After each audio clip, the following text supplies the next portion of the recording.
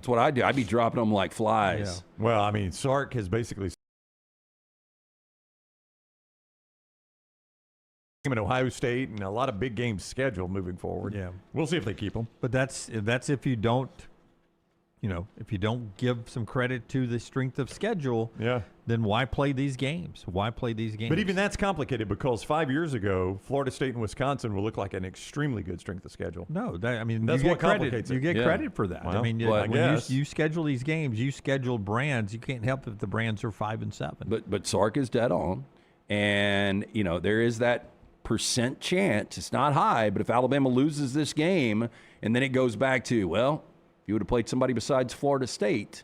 Yep. I mean, that's going to shut the door on a lot of those games if that did, in fact, happen. That's right. If Texas had played UTSA and Alabama had played Chattanooga, we'd all be in different places right now. I don't know who would be left out, but they'd be. Hey, and look, here's another thing to look at. USC playing Notre Dame. If USC wanted to play Northern Arizona. Lincoln Riley's already brought that up. Yeah, and they're sitting right now at 10-2. Yeah, they got a much better argument than they do now. That's Lincoln. That's why that game's not on the books yet. They're still working on that. Yeah, I want to see it, but if it's going to keep you away from a college football playoff, I don't know how many people want to see it. I forget who I saw last night saying that if I was the Big Ten and the SEC or the ACC or the Big 12, I wouldn't schedule Notre Dame. I'd say good luck. Go find your own schedules. I'm kind of with you on that, and I mean Notre Dame is getting the benefit. It has happened already this year where teams are treating it. We've seen it twice. Navy rested their starting quarterback to get back into conference play. Now he was injured, but they could have played. They played him the very next week in a critical conference game. He was obviously able to go, and they chose to rest him against Notre Dame. And Pitt's own coach was like, "Yeah, this game doesn't really matter. You know what matters is the ACC games we play." Well, look, when strength of schedule meant something, I can kind of understand it. But because it doesn't, what do you play Notre Dame for? You don't play them for recruiting purposes. Yeah, You don't play them to bring in eyeballs anymore. Television contracts are massive. There's no reason to play them. It's a great home game, and that's it. If you've never done it. Why don't we get that boycott out? Why don't we start that as the next round? Yeah. We will get out to the ADs, and that'll be our messaging moving forward. Boycott Notre Dame. I think it's a great idea. If you want a great message-oriented show, you get it from Unlocked today. Brock Hewart, a special Tuesday edition of Unlocked. It comes up right after we're done with this show today. Unlocked with Brock and LT. Today you can watch it live or you can get it on replay anytime at your convenience. Apple and Spotify and always on our YouTube channel. Central State Bank today brings us Trash on the Table, Brownie. They are the bank that is big enough to meet every single one of your needs, but also small enough to know you because they are a community bank at Central State Bank. They've been doing that for a very, very long time, more than 100 years now, in fact. So you can trust that Central State Bank is what they say they are. Family-owned, community-focused, and built on trust. That's what they're built on. And they've covered Central Alabama, Shelby County, Tallapoosa County, and all of Central Alabama with local decisions and personal service that feels like home. So whether you're starting a business, buying a car, planning for tomorrow, Central State Bank, every step of the way right there with you. Central State Bank, rooted in community, driven by relationships, member FDIC. But you guys have sharded, right? I have, yes. Every man. Gear all in one place. NextRound.store. From our Next Round hats to the logo tees to the all-time best-selling Y'all Can Have the Rest shirt. You can look your best by shopping with us at NextRound.store. Take the next round anywhere with NextRound.store. It's bow time. Tired of choosing between sweet and savory? Why not have both? Introducing Bojangles' new chicken and bowberry waffles. The bold Cajun chicken filet you love, now drizzled with a bowberry honey glaze and sandwiched between two warm waffles. Which means your favorite meal of the day just met your new favorite dish. And lucky for you, it's served all day. But it's only here for a limited time, so try chicken and bowberry waffles at Bojangles today. It's bow time. Have you been injured in an 18-wheeler accident, company truck accident, car accident, or work-related accident? Call Alabama's largest personal injury firm. Alexander Shinara Trial Attorneys will fight for every dollar you deserve, and it won't cost you a dime. Trust me. What do you say, man? Call me, Alabama. Call 659-777-7777 or go to Shinara.com. No representation made that the legal services provided are better than legal services provided by other attorneys. Jim Dunaway, Lance Taylor, Ryan Brown. Live from the Birmingham Racecourse Casino Studios, The Next Round, presented by Bud Light. is on now. Man, so much happening as we speak, including National Signing Day, where Alex Golesh is piecing together his first recruiting class in 48 hours. Meanwhile, Alabama's landing a loaded recruiting class. 2 of their 3 5-star verbal commitments have already signed. We'll see if the third one's in the house within the next few minutes or so. We'll break down all the signing day stuff in a moment. Breaking news, developing news in coaching that is pretty significant, just if you're a college football fan, before we get to the rankings last night. South Florida has hired Brian Hartline, offensive coordinator, Ohio State. They're pretty good. Yeah, I mean, former Ohio State player. He's been with that program for a long time. He's basically the associate head coach. Most people thought that should have been Penn State's number one target. Yeah, this is a grand slam hire by South Florida. I'm shocked, though. It shows you that South Florida must have a huge commitment to NIL for Hartline to take that job. I guess you look at it, though, when Alex Golesh goes from South Florida to Auburn, so it's a great stepping stone job as well. But I'm just a little surprised at what Penn State's doing. And, yes, because which is nothing. I brought up Brian Hartline. Some people thought that should have been the number one target for Penn State. Penn State's coach right now is? Nobody. Terry Smith, technically. It's a blank space right now, as Taylor Swift would say. Colin Klein is the new coach at Kansas State because Chris Kleiman is retiring there. And Colin Klein is a guy who is at Texas A&M. Yeah, I'm not going to pretend to know Colin Klein personally, but watching him in his Kansas State days, Heisman finalist, worked his way up, knows that program extremely well. And our man Brock Heward from Unlocked just says this guy's salt of the earth. Like, all the players relate to him. They love him. His system is going to be highly successful wherever he goes. So I think it's a great hire for Kansas State. The guy that absolutely loves the program and a guy that can go in there and you don't have to worry about him taking another job. Yeah. Can I ask you, did you get the feeling, because would you tell me where Colin Klein was going to go? Well, according to Billy Lucci, and if you don't know Billy, he covers Texas A&M. He's one of the insiders at Texas A&M. He said Klein was South Florida's hire. Like, they apparently were way down the road until K-State said, hey, by the way, Kleiman's retiring. Yeah. Which tells me that's what I'm saying. K-State was afraid to lose Colin Klein forever. That's right. Colin Klein's one of ours. Yeah. Let's force Kleiman out. Yeah. Kleiman was under some heat, Lance. Yeah, he was. Look, it did this year, especially, from week 0 in Ireland against Iowa State to where they are right now. It has been somewhat of a disastrous year. Yeah, that's exactly what I was setting up, Brownie. It felt like to me that when you told me he was going to be South Florida's coach, and then all of a sudden we get news today that Kleiman's retiring just out of nowhere, it's almost like, what they tried to do to Mack Brown to get Nick Saban at Texas, and Mack Brown had just enough power in the AD office and president's office. Yeah, Kleiman didn't have that. And Kleiman did not have that. Colin Klein's the future at Kansas State.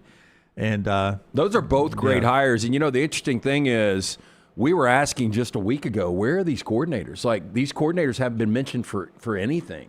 And now they're starting to fill these. Yeah, I mean, and there's still good jobs open for coordinators. I mean, Memphis is a good job. Tulane is a good job. North Texas, I guess, can be a good job. James Madison can be a good job. Neil Brown's on his way to be the North Texas coach. Okay, so there's one that's closed. Blake Baker interviewed for Tulane yesterday, the LSU defensive coordinator, but Ed Orgeron's actually making a push trying to get an interview and get that job. And Memphis, according to reports, Charles Huff, Marshall for a year, Southern Miss for a year, is maybe the leading candidate there. And boy, before they fell apart late, he had done a tremendous job this year. Hey, look, if he can make that jump to Memphis, do it. Do it in a heartbeat. All right, while we're talking coaching, before we get into the college football playoffs, the show being brought to you today by our friends at Twin Peaks, LT. Tell us about Twin Peaks. Great place to catch all the action. We've got NFL starting back up tomorrow night. Massive game with the Cowboys and the Lions. You can watch it all with our friends at Twin Peaks, home of that signature 29-degree draft. Twin Peaks girls running around in 3D serving those things up for lunch or dinner. No one does happy hour like our friends at Twin Peaks. Whatever your preference, they've got everything from tequila cocktails, extensive bourbon category, top shelf spirits and cocktails served over the ice balls, local craft beers, handcrafted whiskey cocktails. Round out that adventurous drink menu, second to none. And don't forget, again, about the 29-degree signature drafts right there with our friends at Twin Peaks. All right, so the big coaching story in our state is DJ Durkin being retained at Auburn. Impact for Auburn, Alex Golesh, and that program, in your opinion, hearing the news that Golesh and Durkin were finally able to work out the details on Durkin staying with that coaching staff. Well, I think the most important thing is DJ Durkin is a really good defensive coordinator. I think number two, you look at retention when it comes to that roster. You know, how important will Durkin and his relationships be inside of that program? I think Alex Golesh weighed both of those, and he was like, okay, I can get on board this guy. He's got a ton of credibility, well respected throughout the profession. And number two, this guy's got relationships, and he held this thing together over the last month. So I think when they finally sat down, it was weird at the initial press conference. We talked about it, that he was asked directly about DJ Durkin, didn't mention him by name, didn't say anything about, planned meetings or they had met in the past or anything. But I think this is huge for Auburn. This is exactly what Auburn fans wanted. You get a rising star in Alex Golesh, an offensive guy, and you're able to keep your defensive coordinator. Yeah, Auburn's defense was middle of the pack. I'm getting to a compliment here. Middle of the pack in scoring defense and total defense. I have to say that because when I say middle of the pack, it sounds like I'm taking a shot at DJ Durkin. But he was that with no offensive support. Like, I think if you're an Auburn fan, you look at this and, like, this guy only gave up 20 points a game and – 300 some odd yards a game, and his defense was constantly put in tough situations. His offense was constantly going 3 and out. His offense was turning, the ball over and things like that. So middle of the pack in scoring defense and total defense with no offensive help. I think your dream, if you're an Auburn fan, is give the guy a little offensive help and see, A, how much this defense improves, and B, even the numbers he just put up this year, how many games you could win just with those numbers. Like, if he doesn't improve a bit, 20 points a game. 20 points a game is what Auburn gave up defensively. Yeah, if you give up 20 points per game with what is projected with this Golesh offense, you should be 5-7. Yeah, no, yeah, you're going to be right there in the mix, 9-3, 10-2. Yeah, so that's an interesting keep there, and the roster retention. A lot of the defensive stars loved DJ Durkin, wanted him to stay. They were talking about it Saturday night after the Iron Bowl loss, of how important it was for DJ Durkin to still be a part of the Auburn program, and even some believe some guys on the offensive side like Durkin enough that may help them stay on that side of the ball there. So really interesting news there with DJ Durkin, the impact of National Signing Day, but more importantly, roster retention and just quality defense moving forward for the Auburn Tigers. National Signing Day, all that coming up as we move throughout the show. But as we sit here right now, just a quick brush, according to Rivals on 3, USC probably going to be locked and loaded, the number one recruiting class in the country. Then Notre Dame, Oregon, Georgia, and Alabama right now in the top 5. And you've got to go way down past the 50 mark where Auburn is right now. You expect that in a transition. One interesting note is LSU. They're having to piece together a recruiting class as well. We'll see how high they're able to get, and because they've got a couple of 5-star guys that are sort of holding out and waiting to see what the whole coaching staff is going to look like. But currently they are 10th right now in the rankings. More on that in a second. Let's get into what we saw last night with the College Football Playoff Committee. And is Alabama locked into the playoffs now or not? Brought to you by our friends at Lance's Lock in Hemp Hill. Is Alabama locked in? LT's got you locked in on some plays tonight in basketball. Yeah, 3-1 last night in hoops. Our one loss, we did have Kentucky against UNC. Had UConn late night, but we were 3-1 last night. Another winning night for all of our subscribers. Jump on board. Free play every day at lanceslock.com. It is always brought to you by our friends at Hemp Hill Services. Trust the name. Birmingham has trusted since 1954. Whether it's plumbing, heating, cooling, any of those issues arise in your home or business, they are ready to serve you. Call Adam, Chad, Andrew, the guys there. Tell them the next round sent you. Hard to stop a train. For more information, hemphillservices.com. Our guy Alexander Shannara Trial Attorneys, a national firm with Southern roots. They are headquartered right here in Birmingham. For more than 24 years, they've been there, and they've grown to more than 150 lawyers, supported by more than 500 dedicated team members. And their elite trial attorneys have recovered more than $2 billion, maintaining Alexander's core values. Those are integrity, mastery, passion, and success. When you find yourself in need of a lawyer, the one place to start, Alexander Shannara Trial Attorneys. You pay nothing unless they win your case. Shannara.com, Shannara.com. All right, so last night, as we discussed on the show Monday and Tuesday, Alabama did indeed jump Notre Dame. 9th in the rankings, Notre Dame slips to 10. The initial reaction is from a lot of people, that gives Alabama the buffer they needed, even if they lose a close SEC championship game, to still be in the playoffs. I know Bama fans are talking about winning it and get the automatic bid. I think it's deserving for them to jump. A lot of people around the country disagree with that move last night. Your thoughts on Alabama jumping Notre Dame? I've got no problem. We talked about it. I think Brown made the initial point on Monday that you've got this talking point that Alabama is now your number one seed. They technically won the regular season of the SEC, so I think at that moment it's easy to bump them.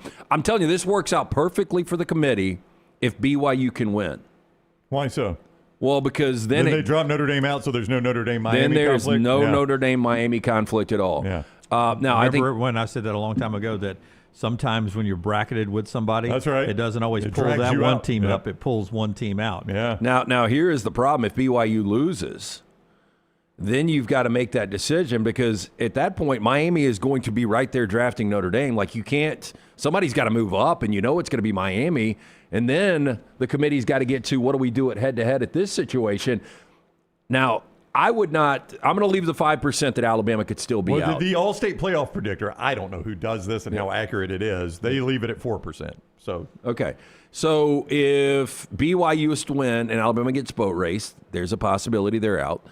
If BYU loses and Alabama gets boat raced, the committee could technically put Miami and Notre Dame in. I mean, it would be a terrible look, but they could do it. And let's go back to last year, and we talked about this for just a minute, the ACC championship game. If the first half plays out like the second half plays out like the first half, SMU's out, Alabama's in. You know, the committee's sitting there watching that game together, and they're like, oh, damn, they came back, and then just because of the way the game played out is why SMU got in. So I'm just saying, if the committee's sitting there watching Alabama get boat raced by Georgia, which I don't think they will, that could be a factor. I think it shows you, first of all, as we've talked about on this show, the SEC was very quick Saturday night to start calling Alabama the one seed. And this is a new development. I have people asking me about this on social media, like, I've never seen the SEC do this. We've used the phrase regular season champion. I don't guess that's technically the phrase that the SEC is using. They're calling it the one seed. And I'm like, well, they had to do this once divisions disappeared. You didn't have the interdivision tiebreakers anymore. You had to have a set of tiebreakers for the whole conference, and you had to declare a 1 seed and a 2 seed. Obviously, the 1 seed becomes the home team, but that's not the only reason they do it. They do this 1 seed and 2 seed for this very reason we're talking about here, so that you potentially have a team that is viewed as the 1 seed, the regular season champion, whatever, and maybe even a different team that's actually viewed as the SEC champion. It's like, we're pushing 2 teams towards you, right? Yeah. That's the reason the SEC. Now, they have to do it, right? They've got to declare somebody the home team, somebody the road team. Yeah, somebody's got to wear the home uni. Somebody's got to use the home locker room. You could flip a quarter for that, but, they've got a set of tiebreakers to do that, but it's beyond just who's home and away. We do agree the top 8 are locked. Alabama is as close to a lock as you can get, right? Yeah, the crazy. I'm sorry, go ahead. No, it's another point that can wait. Well, when you name a 1 seed, I think you saw the committee last night paid attention to that, right?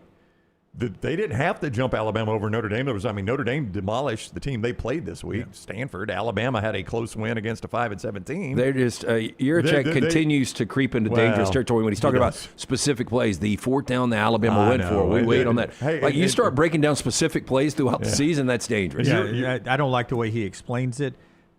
The one part he did say that gets lost in all the silly explanations, like rushing yards when Alabama wasn't up higher, but now one play, the gutsy call and the play that works, is the fact that, and I believe this to be true the entire time, when Alabama dropped from 4th down to 10th, that big drop, just how close was Notre Dame and Alabama in all the discussions.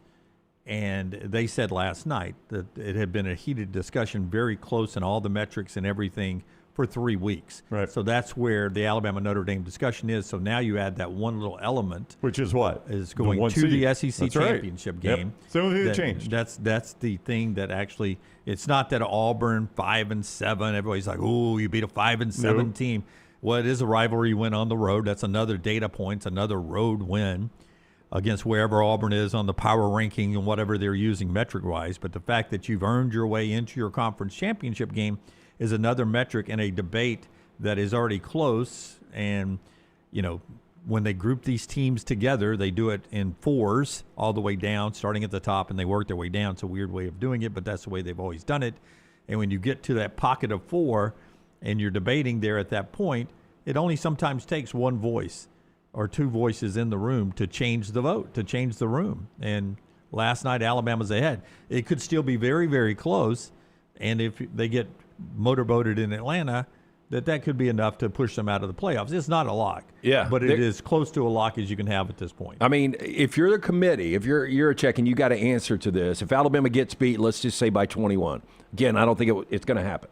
They get beat by 21, and you have the opportunity at that point, assuming BYU lost, that you can put both Miami and Notre Dame in and avoid that discussion and leave Alabama out. I mean, what is going to be more egregious on the committee? The fact that you leave out technically the one seed in the SEC that lost in a game that they didn't necessarily want to play, or having to split and put Notre Dame in over a team that beat them head-to-head? They really do not want to have to kick Notre Dame out of this thing. I mean, it brings in a whole host of problems moving forward, doing business, the business of college football.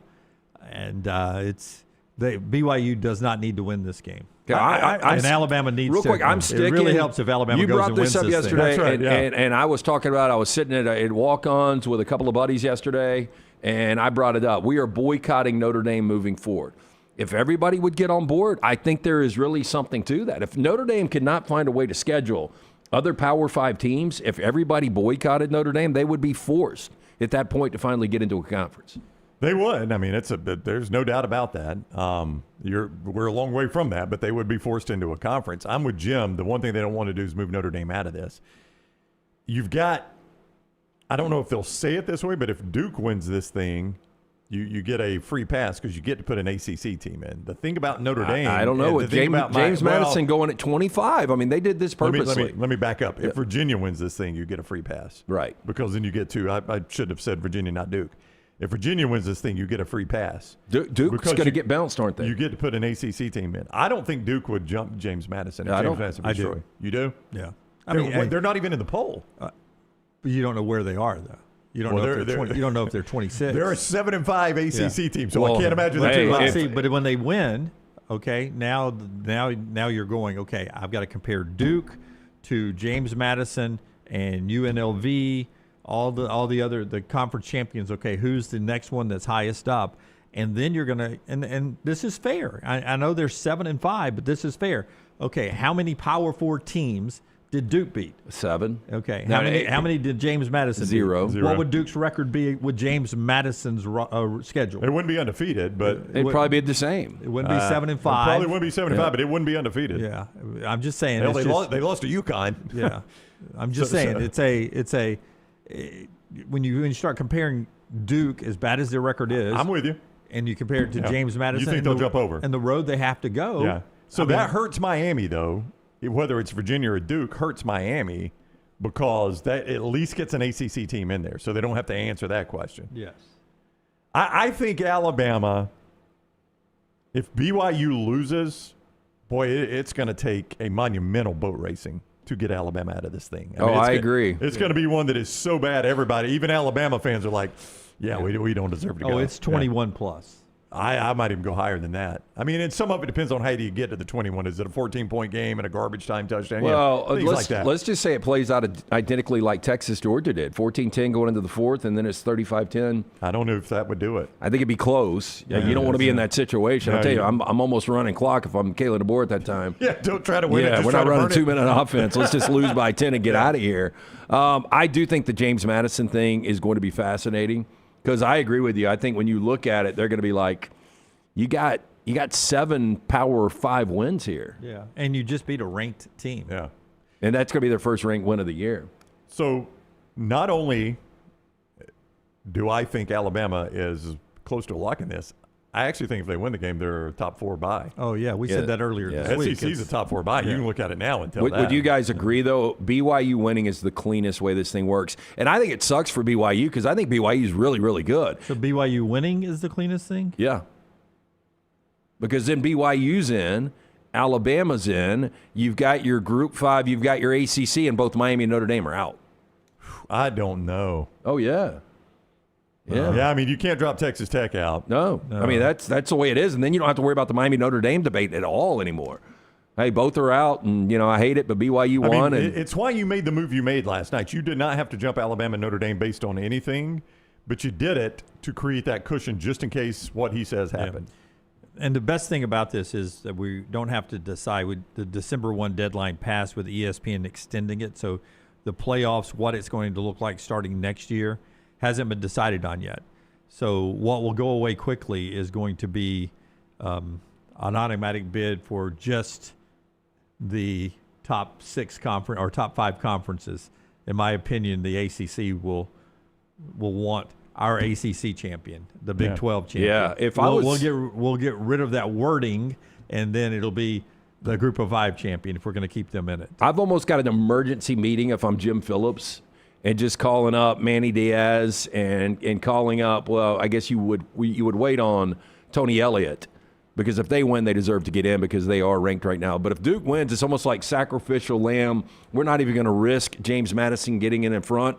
We're going to go on and say, hey, look, we played the conference championship game, but we're gonna give up Miami. Miami is our representative. We played it. We had power of attorney for Miami. Yeah, we played it for Miami. Yeah.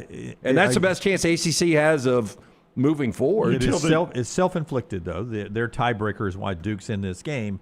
After head-to-head, if you've exhausted that, just make it an easy whoever the highest-rated team is in the college football playoff rankings, and then you don't have a discussion here. Then it's Miami versus Virginia, and the winner is going to be locked in. You don't have this discussion. Yeah, the reason you wouldn't do that is your fear that the highest-rated team might be locked in without playing the conference championship game, and then them having to go to the conference championship game knocks them out.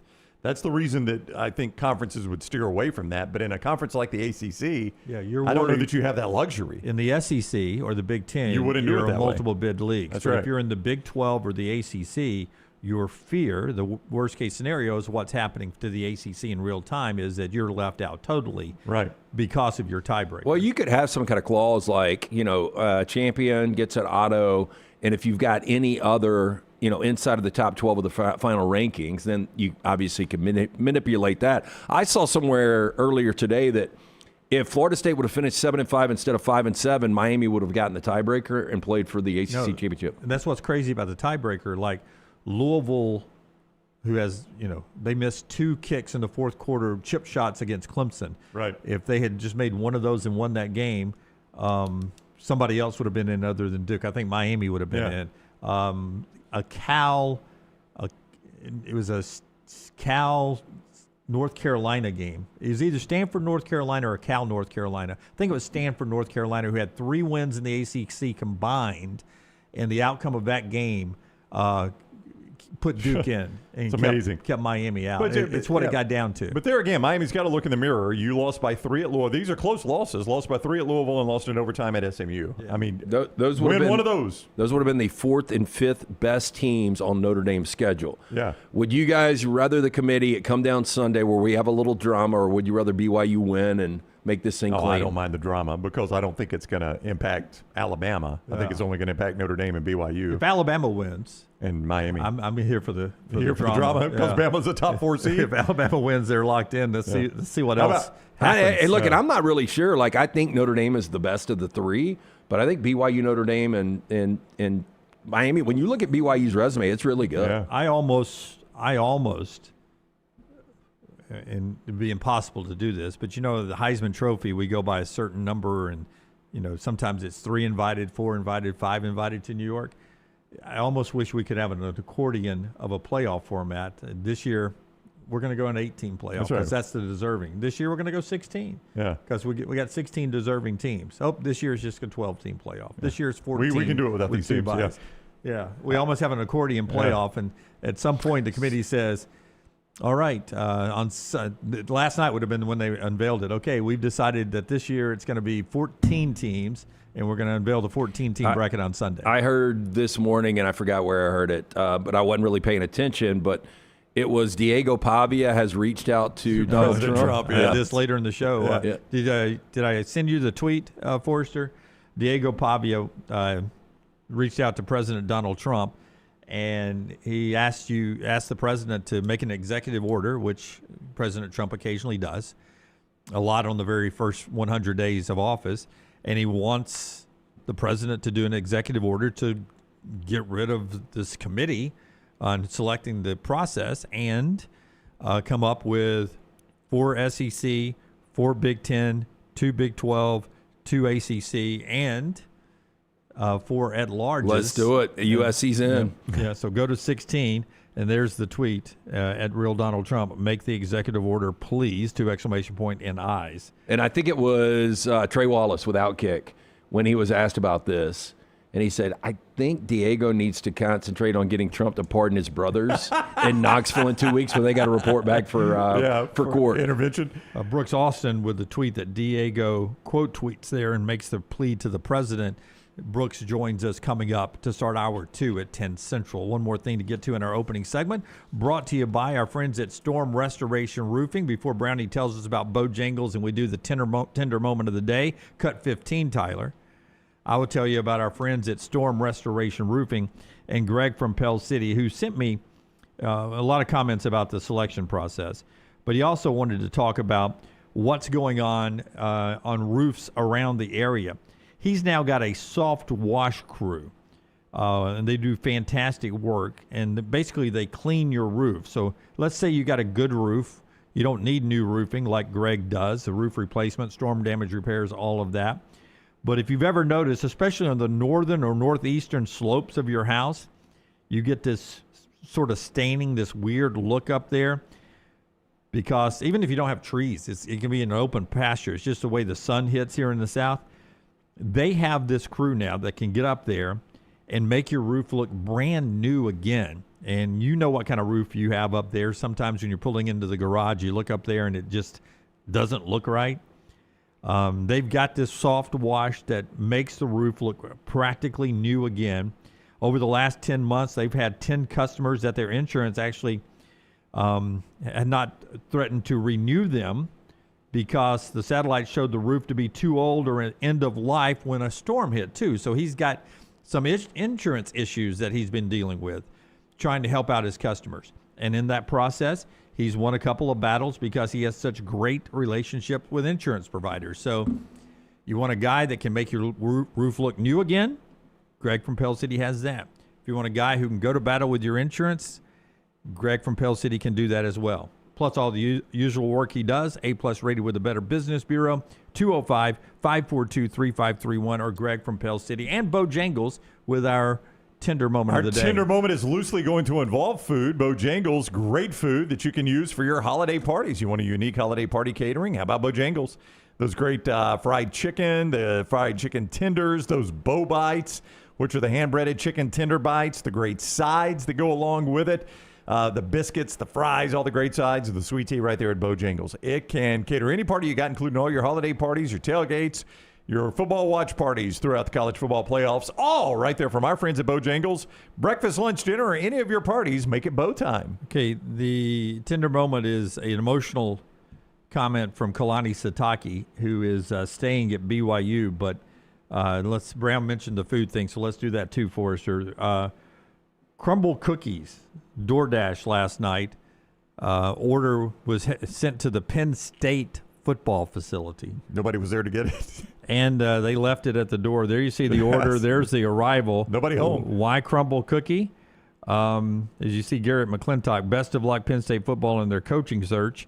They thought they were getting Kalani Sitake, but Jason McGowan is the CEO of Crumble Cookie and a huge BYU booster. He's the guy who, out of pocket, paid the fine on the spot for them rushing the field after the win earlier this year over Utah. That must be nice. So he's got all sorts of money, and he actually tweeted this week, I guess it's time for me to get involved. we're not losing our coach. Yeah. And he got involved, and he outbid Penn State's boosters, including the owner of the Buffalo Bills, to keep Kalani Sitake, and in the process sent a DoorDash of crumble from his company to the Penn State football facility. That was sweet. This didn't make a lot of sense. Had Brock Heward on from Unlocked yesterday, and he knows Sitake really well. They played against each other. He's covered him as a coach.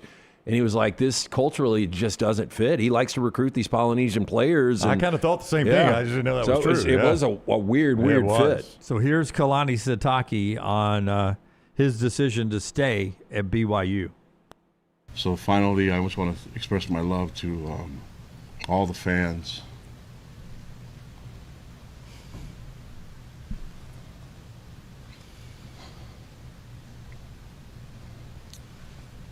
My wife said that the last day or so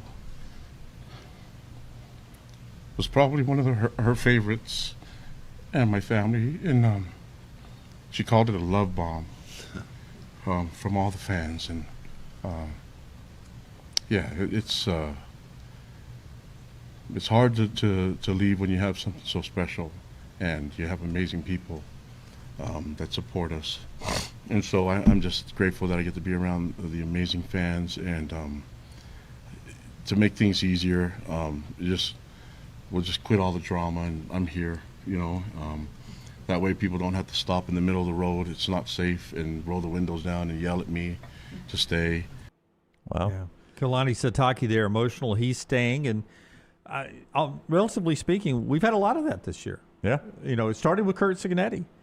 Curt Cignetti, I think Penn State, when they got rid of James Franklin, I think Penn State thought they had Curt Cignetti. Yeah, Clark Lee, Eli Drinkwitz. Yeah. Brent Key more than likely is going to stay at Georgia Tech. But I think there is something about when you can maximize the money. Kalani Sitake is now a game away from getting to a college football playoff. That is where he played. He loves that program. Yeah. Why would you not stay? I mean, the truth is 22-3 last 2 years at BYU, 15-3 in conference. I'm telling you, they're going to get effed because they are playing one of the best teams in college football, and they're going to have to play them twice, and they're going to end up being 11-2, and they're going to be on the outside with a really good resume because they had to play Texas Tech twice.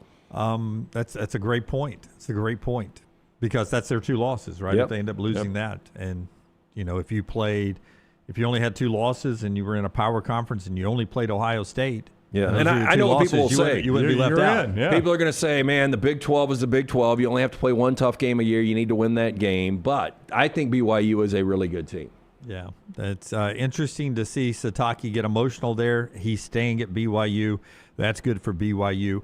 When we come back, some more of the nuggets that have happened already on National Signing Day, which is right here in the middle of all of this going on in college football. These coaching carousels having to go on during all this. It just shows you how screwed up the calendar is in college football. So we'll jump into that and talk about Alabama and Georgia, that humongous game for the SEC championship in Atlanta coming up. The show being brought to you by our friend Dr. B. LT. Got that hair looking good today. Yeah, Dr. Beckenstein, best in the business. If you start thinning out, it doesn't matter how old you are. If you're in your 20s, 30s, 40s, 50s, man or woman, Dr. Beckenstein can help bring it back. You can be preemptive here, maintain what you've got, grow some back. I'm speaking from experience. It's been 4 years now. I do that non-invasive treatment 3 times a week, 30 minutes each time on the couch. That is it. My hair is more than doubled in thickness. 205-319-0316. Make sure you tell Dr. B and that great staff the next round sent you. Stop wasting money and critical time while you're losing hair on treatments that aren't working for you. Go see Dr. B and find out what will work for you. T3's got that test. It's easy, painless, affordable, takes seconds to perform. For more information, t3hair.net. Follow Scott Forrester on Twitter at ScottForresterTV. Have you been injured in an 18-wheeler accident, company truck accident, a car accident, or work-related accident? Call Alabama's largest personal injury firm. Alexander Shinara Trial Attorneys will fight for every dollar you deserve, and it won't cost you a dime. Trust me. What do you say, man? Call me, Alabama. Call 659-777-7777 or go to Shinara.com. No representation made that the legal services provided are better than legal services provided by other attorneys. Hey, Lance Taylor from the Next Round to tell you about one of our favorite places for breakfast, lunch, and dinner. That is Hamburger Heaven since 1982. Hamburger Heaven has been serving Birmingham's best hamburgers, cheeseburgers, French fries, hand-spun milkshakes, and sandwiches made fresh to order. All of their ingredients are fresh and prepared daily. This includes their beef, always fresh, never frozen, hand-pattied each and every day. For breakfast, lunch, or dinner, visit any of the 4 locations, Highway 280, Irondale, Gardendale, and Homewood. Hey, Lance Taylor from the Next Round to tell you about my friends at Michelson Laser Vision, located conveniently UAB Highlands. Almost 20 years ago, I went in for the procedure. Only took 12 minutes for both eyes. When I went in, I had 2200 vision. I was legally blind. Now I have 20/15 vision, still 19 years later. Make the call today. Schedule a hassle-free consultation, 969-8100. Dr. Mark Michelson, Dr. Jen Michelson, Michelson Laser Vision. Make sure you tell them the Next Round sent you, 969-8100 or MichelsonLaserVision.com. Hey, there's nothing worse than waking up to a plumbing problem. Don't get caught in a flooded house. Call the guys at Hemp Hill Services. Adam, Chad, and the team at Hemp Hill are the only ones I trust to fix it and fix it right the first time. Hemp Hill Services does it right and always at a fair price. For all of your plumbing, cooling, and heating needs, trust the name that Birmingham has trusted since 1954. That is Hemp Hill Services. Call now, 205-229-2090. That's 205-229-2090. The beauty of the holiday is at the center of your table with the New York Butcher Shop. Their selection of USDA certified Angus prime rib roast, beef tenderloins, and fillets, as well as premium pork and lamb cuts, are the finest selections available in the market and are hand-cut just the way you want. With side dishes handmade by their professional chefs, your holiday meal is complete. Visit one of their 2 locations today, in Cahaba Heights or off Highway 119 in Greystone. Place your order today. The New York Butcher Shop. Rare quality, well-done service. Storm season is here. Make sure you have a plan of action in place right now. Greg from Pell City and Storm Restoration Roofing should be your first call when storms hit. Insurance companies love working with Storm Restoration Roofing because of Greg Nelson's name and reputation in the industry. When storms hit, call Greg Nelson. He's local, 205-542-3531. He's the home of the free no-cost roof inspection. Greg from Pell City on Facebook, 205-542-3531. It's Storm Restoration Roofing. Never miss anything from the Next Round when you listen on demand through the podcast platform of your choice. Apple, Spotify, iHeart, or Google Podcasts. Wherever you listen, always like, follow, subscribe, and turn on automatic downloads so you catch every part of the Next Round. Listen anywhere in the world at any time on the Next Round podcast feed and support the show by following, subscribing, and turning on automatic downloads on any podcast platform. Thanks for always making the Next Round a big part of your day. It's bow time. Tired of choosing between sweet and savory? Why not have both? Introducing Bojangles' new chicken and bowberry waffles. The bold Cajun chicken filet you love, now drizzled with a bowberry honey glaze and sandwiched between 2 warm waffles. Which means your favorite meal of the day just met your new favorite dish. And lucky for you, it's served all day. But it's only here for a limited time, so try chicken and bowberry waffles at Bojangles today. It's bow time.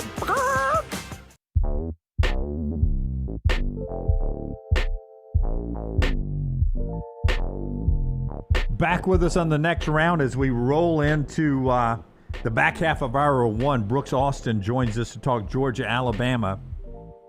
Don't mention to Brooks that Alabama fans are worried about beating Georgia again. That sends him off. It's a hot button issue with him because he's seen Georgia lose so many of these. He doesn't believe Alabama fans are really worried about this game. Man, I was talking to, our buddy Ken West at Walk-Ons, back to Walk-Ons, talking to him yesterday, and I said, are you going over? And he was like, hell no. He was like, that is a game he can't win. He's like, I don't even know if Kirby cares about winning this game now. I want to get the 5th seed. I would like to pay Duke, and we'll just move on from there. He was like, I think if it, comes down to it, there's certain people that won't play. I think it's a little different. I don't know how you guys feel about it. I think Kirby needs to win this game, not necessarily for his legacy, but just to get over that hump. Culver's brings us part of the show. Before we talk a little Alabama and Georgia, let's give you an update on what's going on in the National Signing Days. A couple of big twists that are happening, brought to you by our friends at Culver's. That's right, Culver's. Welcome to Delicious. Whether you're celebrating a high school football win, a college football win, or listen, even if your team lost, no better place to go after the game and cheering your heart out in the stands or giving it all on your field, then our friend at Culver's. From the juicy butter burgers to the creamy fresh frozen custard, the crispy crinkle cut fries, the gooey golden cheese curds, there's something for everyone in your crew to enjoy, win or lose. Culver's is the perfect place to celebrate these sweet memories you'll make all season long. So stop by Culver's right there in Birmingham on Stadium Trace or Tattersall Park and make this game day a delicious one. Alabama has a signature on the nation's #1 safety in Jairi Edwards.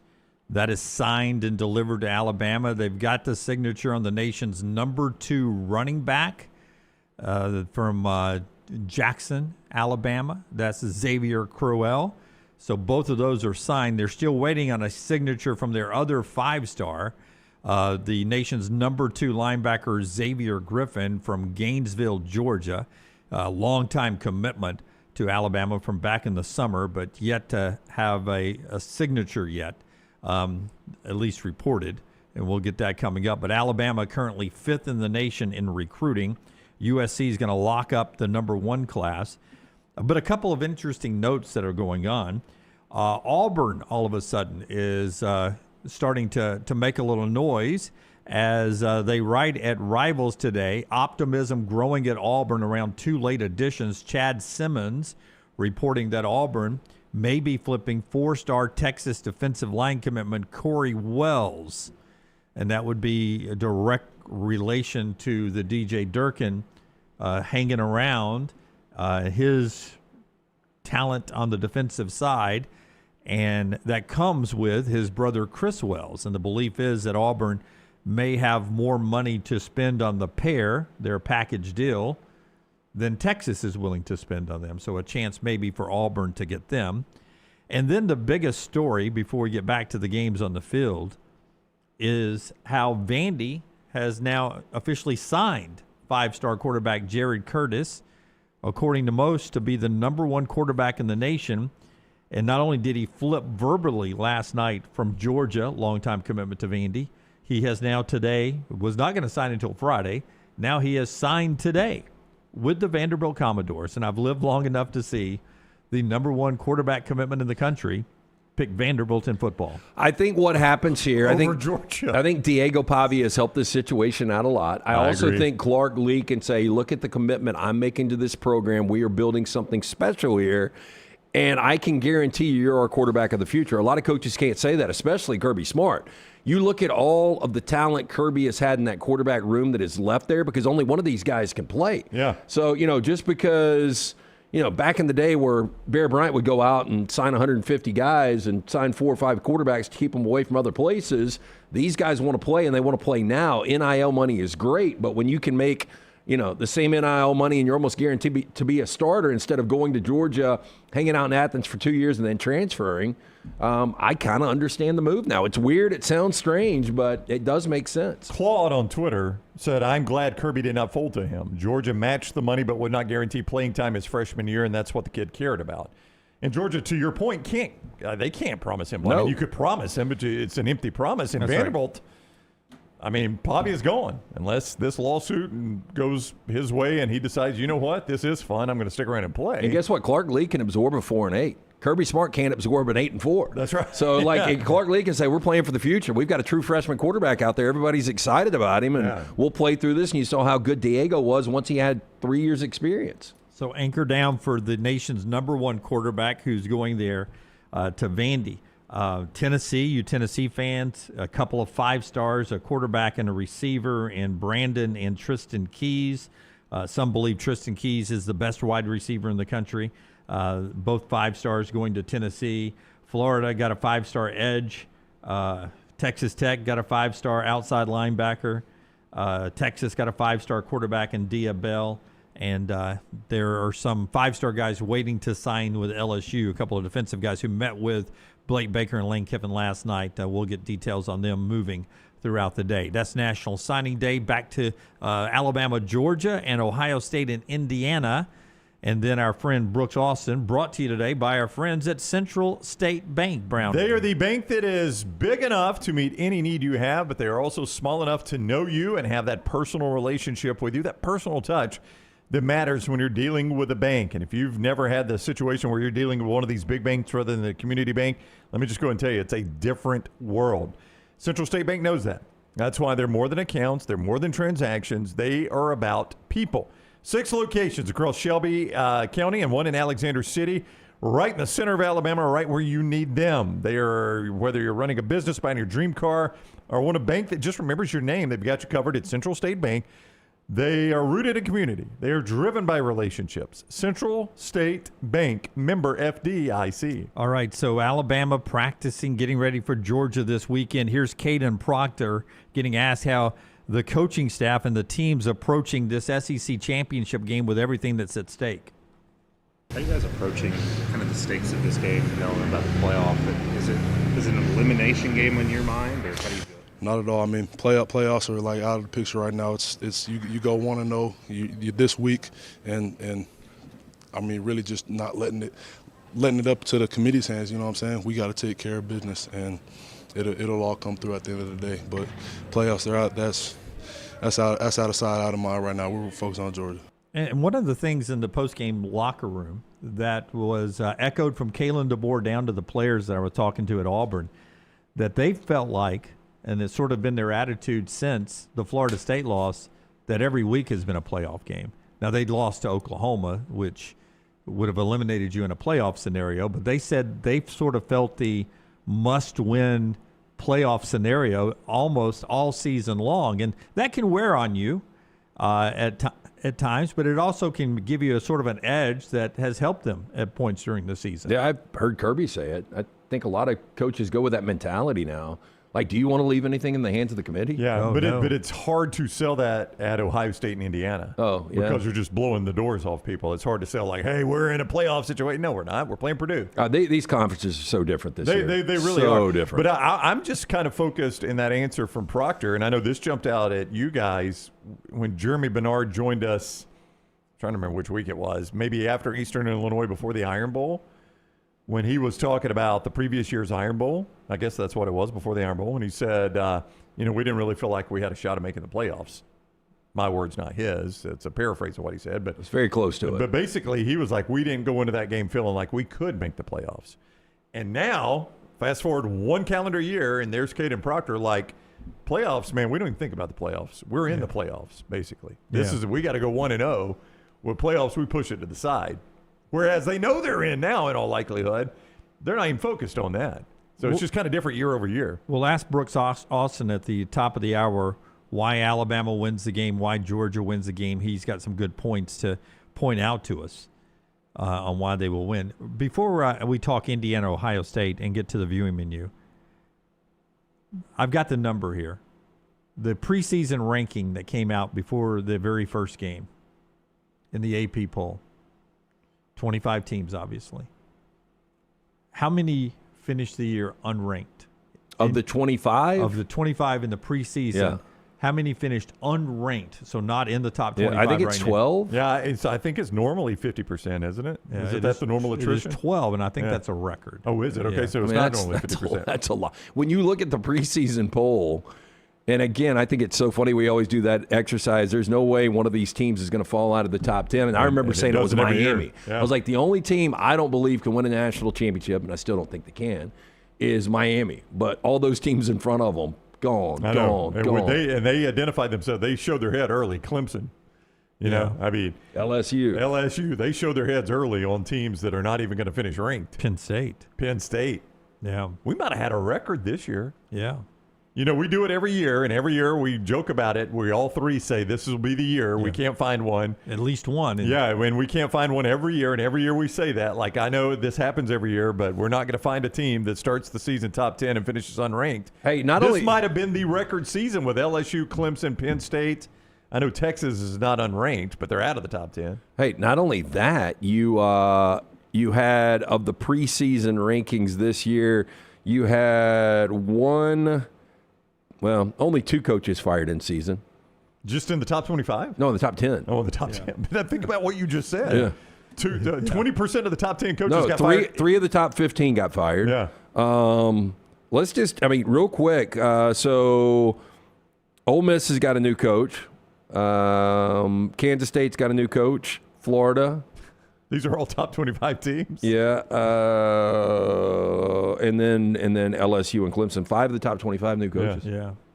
Wow. But 3 of the top 15 fired. Yeah. I mean, but those teams that started top 10 and finished unranked, I think I said Oregon was my pick. There's your preseason rankings right there. Yeah. Penn State, out. Clemson, Out. LSU, out. I mean, that's 30% of the top 10 finish unranked. South Carolina, out. Florida, out. You start going down through there. Some people did not live up to expectations. Indiana didn't live up to expectations in their Ohio State game last year. So now they meet again. This time it's for a Big Ten championship. Here's Curt Cignetti. Looking back, a year ago, objectively speaking, you would have to say that it became too big for us at some point in the second quarter and into the third. And we're going to find out Saturday how ready we are. What I can tell you about this football team is we've met every challenge up to this point because we prepare consistently, the way you need to prepare, and put it on the field. And all 3 phases have been very consistent. And that's what it's going to take this week. Detailed preparation, commit to the preparation, eliminate the noise and the clutter, put yourself in the best position to play your best on Saturday, individually and collectively. And it's my job to make sure that happens, and the assistant coaches. And with that done, 5 days from now, our guys will walk on the field with confidence that they will get the job done. Do you think it's too big for them this year? I don't. I think that they've got a legitimate shot of beating this team. I think it's one of the reasons the number's 5.5. Remember last year in Columbus, they went up 7-0. And then it was 14-7 at half. You had special teams. Meltdown Yeah, special teams. multiple. Yeah, Caleb Downs returns a punt. You have a punt go through Indiana's punter's hand. This team is so much more talented this year. The quarterback upgrade, Curtis Rourke was 8 of 18 against Ohio State last year. 8 of 18. Now you've got Mendoza, who is your favorite still to win the Heisman. You've got multiple NFL backs. You've got multiple NFL receivers. I think Ohio State's probably the better team. They've got the better roster, but I think they got a lot of confidence. Yeah. Indiana may have the better coach. Whoa. They might. They may have the better coach. This guy's been impressive. He's been impressive, but Ryan Day has a national championship. He does. And does nothing but win games. But can you imagine? You look at it, and again, it's just a Vegas odds, but your second favorite to win the national championship is Curt Cignetti in Indiana. No. But you would give me that he is battling. He's trying to keep the military at bay with all the tanks and missiles and aircrafts with horses and swords. When he got to Indiana, he doesn't have what Ryan Day has. I'm giving him a chance to. He does. I'm giving him the Dan Mullen pardon you guys always gave him. He's playing with Mississippi State's roster against Alabama. But here's the other thing too. This is not Mike Norvell. This is not the outlier perfect season. Right. Everybody thought that was it last year when they get to a college football playoff, winning 11 games in the Big Ten, and now this team's even better. So I'm not prepared to say Indiana's going anywhere. It is weird. I was just watching that. It's funny you brought that up because I was watching that soundbite there. And I'm like, that's a coach that is right now winning at an elite level with absolutely no pressure on him whatsoever. Yeah, no. Like if Ryan Day loses this game. I don't know about this game. He's not going to get fired, but you guys see it in this state. With Alabama, any loss is a devastating moment for an Alabama fan. Even in the situation Ohio State is in, they will hear about it losing this game. Yeah. Now he's not going to get fired. He's not going to be in the hot seat. He'll hear about it though. Yeah, not as much as if he had lost last week. No, of course not. Of course not. That's Michigan. Yeah, but he's over that hump now. Yeah. And Forrester brought this up. This is a 1-2 matchup with zero buzz because there's zero impact. I don't think they should even fall out of the 2 seed, the loser of this game. They should. The only thing that could happen is they flip in the seeding. If Indiana did get smoked, then I think people would be like, and Indiana's, if Georgia won. Well, Indiana's got a better resume than Ohio State. Yeah, you don't think Texas Tech could overtake them, but you think Georgia could if Georgia beats Alabama. I do not think that Texas Tech deserves to be 1 or 2. No, I would agree with that. Yeah. If Indiana wins this game, Indiana deserves to be 1. Again, the only way it would fall apart is if Indiana gets blown out, and then people would be like, they're still not ready. Yeah. Listen, if I'm going to say this, and then we'll do the viewing menu and get to Brooks. If Alabama can't win the game on Saturday, and if they do, I agree with all of us on the table. We all agree, so we won't claim who said it first or any of that, but we all think they'll be a bye team. We think they'll jump all the way up to being a bye team. If they lose, I want them to still be in the playoffs, but I want them to drop one spot. Because that's what Caleb. That 8-9 game, the winner gets Ohio State.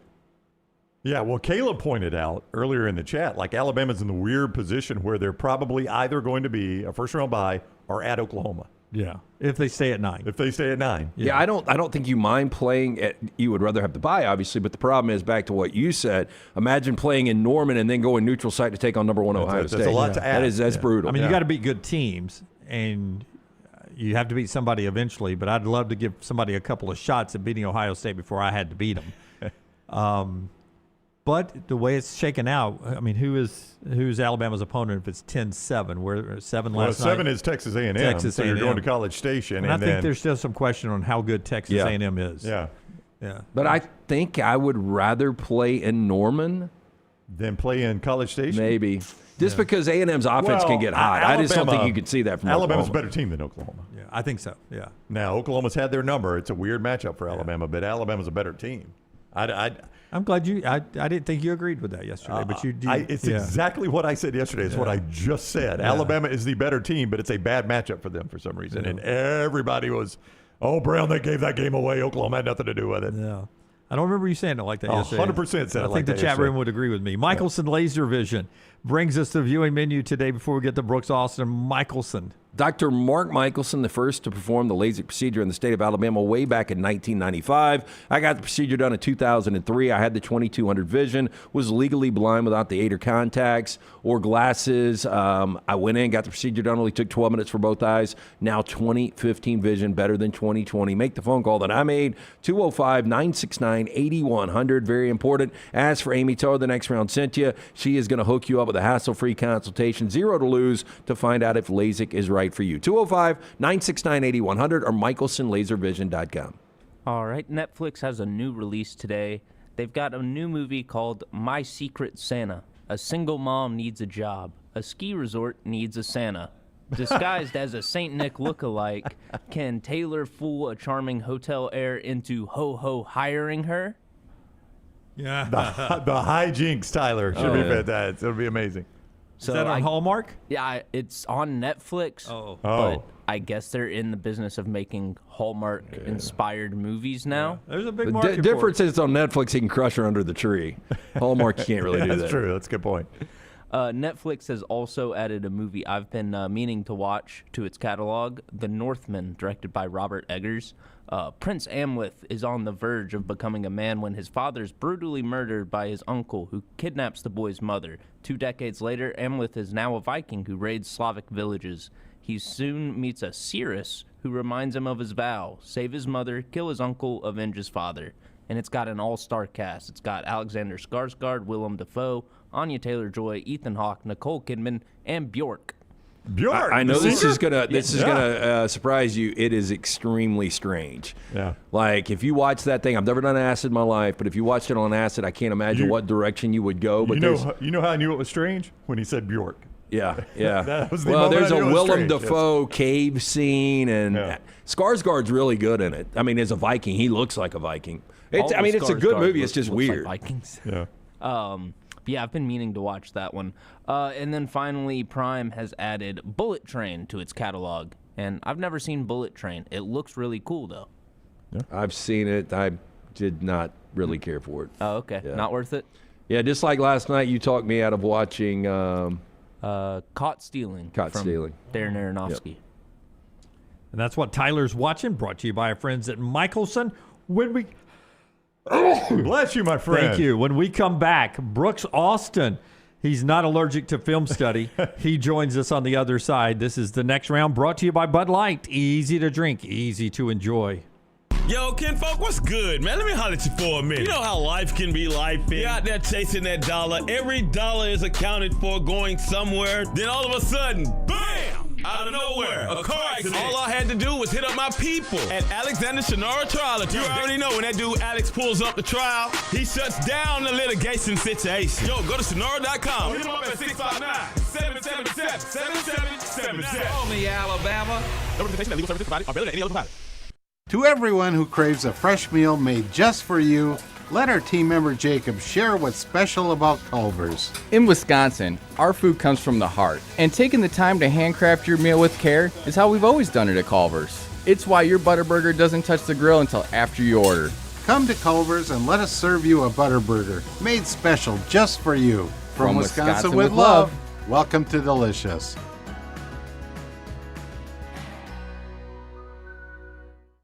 Catch up on all today's Next Round on demand through the podcast platform of your choice, Apple, Spotify, iHeart, or Google Podcast, wherever you listen. Always like, follow, subscribe, and turn on automatic downloads so you never miss any part of the Next Round. Hey, there's nothing worse than waking up to a plumbing problem. Don't get caught in a flooded house. Call the guys at Hemphill Services. Adam, Chad, and the team at Hemphill are the only ones I trust to fix it and fix it right the first time. Hemphill Services does it right and always at a fair price. For all of your plumbing, cooling, and heating needs, trust the name that Birmingham has trusted since 1954. That is Hemphill Services. Call now, 205-229-2090. That's 205-229-2090. The beauty of the holiday is at the center of your table with the New York Butcher Shop. Their selection of USDA certified Angus prime rib roast, beef tenderloins, and fillets, as well as premium pork and lamb cuts, are the finest selections available in the market and are hand-cut just the way you want. With side dishes handmade by their professional chefs, your holiday meal is complete. Visit one of their 2 locations today, in Cahaba Heights or off Highway 119 in Greystone. Place your order today. The New York Butcher Shop. Rare quality, well-done service. Hey, Lance Taylor from the Next Round to tell you about my friends at Michelson Laser Vision, located conveniently UAB Highlands. Almost 20 years ago, I went in for the procedure. Only took 12 minutes for both eyes. When I went in, I had 20/200 vision. I was legally blind. Now I have 20/15 vision, still 19 years later. Make the call today. Schedule a hassle-free consultation. 969-8100. Dr. Mark Michelson, Dr. Jen Michelson, Michelson Laser Vision. Make sure you tell them the Next Round sent you. 969-8100 or MichelsonLaserVision.com.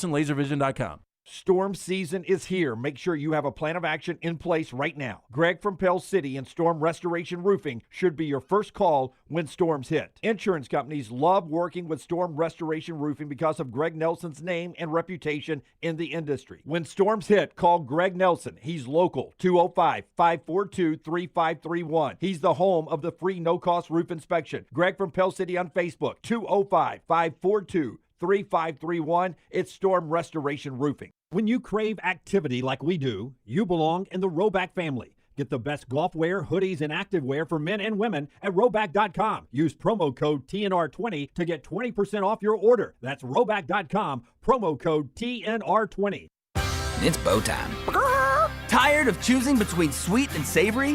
Why not have both? Introducing Bojangles' new chicken and bowberry waffles. The bold Cajun chicken filet you love, now drizzled with a bowberry honey glaze and sandwiched between 2 warm waffles. Which means your favorite meal of the day just met your new favorite dish. And lucky for you, it's served all day.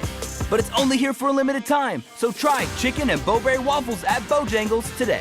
It's bow time. Jim Dunaway, Lance Taylor, Ryan Brown. Live from the Birmingham Racecourse Casino Studios, the Next Round, presented by Bud Light, is on now. This hour of the show being brought to you in part by our friends at Urology Centers of Alabama. Guys, stay on top of your health as you move from your 20s to your 30s. 30s to 40s, 40s to 50s. Early detection literally saves your life. We just came out of Prostate Awareness, Health Awareness Month last month. So many people with stories to tell you how early detection has extended their lives from their 20s when they first detected something wrong, and they live a long, prosperous life. Urology Centers of Alabama has been making that happen here in the state for over 70 years. 205-930-0920. UrologyCentersAlabama.com to find one of the 16 great locations of Urology Centers of Alabama, urologycentersalabama.com. All right, Brooks Alston is the film guy, and he is so kind with his time. Joins us. You guys love it when Brooks comes on. At Brooks Alston BA on social media, the Film Guy Network on YouTube. What are you groaning about already? I can't Brooks hasn't even believe. I mean, talked. Alabama fans, nobody believes they can win this game, man. They just poor Alabama. Yeah, they just. I'm not sure Alabama can win this game, Brooks. Should they play it? That doesn't set you By off the at way, all. Y'all send Ryan to book your guests, and it's awesome. He does a great job. Ryan, you bamboozled me today. You got me booked on Sunday. I totally forgot today is early National Signing Day.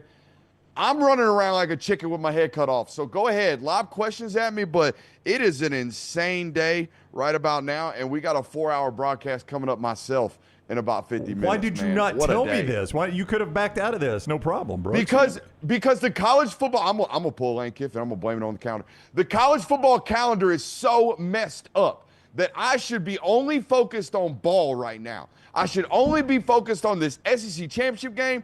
I should not have to be focused on the thousands and thousands of kids whose lives have been changed today by making their dreams come true with National Letter of Intents. Okay, so let me ask you this, Brooks. Before last Friday, when we had Georgia Tech and Georgia, I was prepared to say Georgia might be the second or third best team in college football, and they might still be. But that was such a lackluster performance. The defense was, still really good, but offensively, Gunnar Stockton was off. I know there were offensive line problems with injuries. What happened last week, and are you afraid that carries over into the postseason? When your quarterback, if you watch Gunnar the last 9 weeks, he's played really, really, really good football. I would say the progression chart has looked steadily up. There hasn't been any 3 good games, 1 bad game, 2 good games, 1 bad game. It hasn't been that. It's been steady, consistent growth for about 2 months, and then out of nowhere, he did not play well against Georgia Tech. So yeah, that would be very, very concerning because it's this is still here. We can still have days where we don't really trust what we're seeing. We're not really confident. We're for the first time, honestly, it was very confusing to me having watched him all year because I felt like most of the time all year his eyes were in the right spot. His feet were tied to his eyes. He was mechanically clean, doing the fundamentals, just not trusting himself. I would argue that was his least fundamentally sound progression football game. He did not go through his reads very cleanly. He did not see the right stuff. He did not, the safeties are split in their alignment, so they probably are going to continue to be split post-snap. Thus, I need to work to the flats, and I need to work to the seams. There was I didn't think his process was all that clean against Georgia Tech, and this is a kid who all year long, if anything, his process has been clean. How concerned, if you're a Georgia fan, are you with the injuries and health of the offensive line right now, and how could that impact the game? Everybody should be concerned. Everybody should be concerned right about now by injuries. Georgia, Alabama, both of them, and both at the line of scrimmage. Watch the Parker Brailsford tape from when they played Georgia the first time, and then watch how he moved against Auburn. 2 totally different football players. And when I came on here a couple weeks ago, I talked about how does Alabama run the football? They run behind the butt of Caden Proctor, and they use Parker Brailsford as I'm a great athlete. Watch me block, people in space. Well, we're on one tire with one of those guys, so it's there. But with Drew Bobo, man, that's the nucleus. That's the guy who has made this offensive line whole, in my opinion. We talked about this on our show.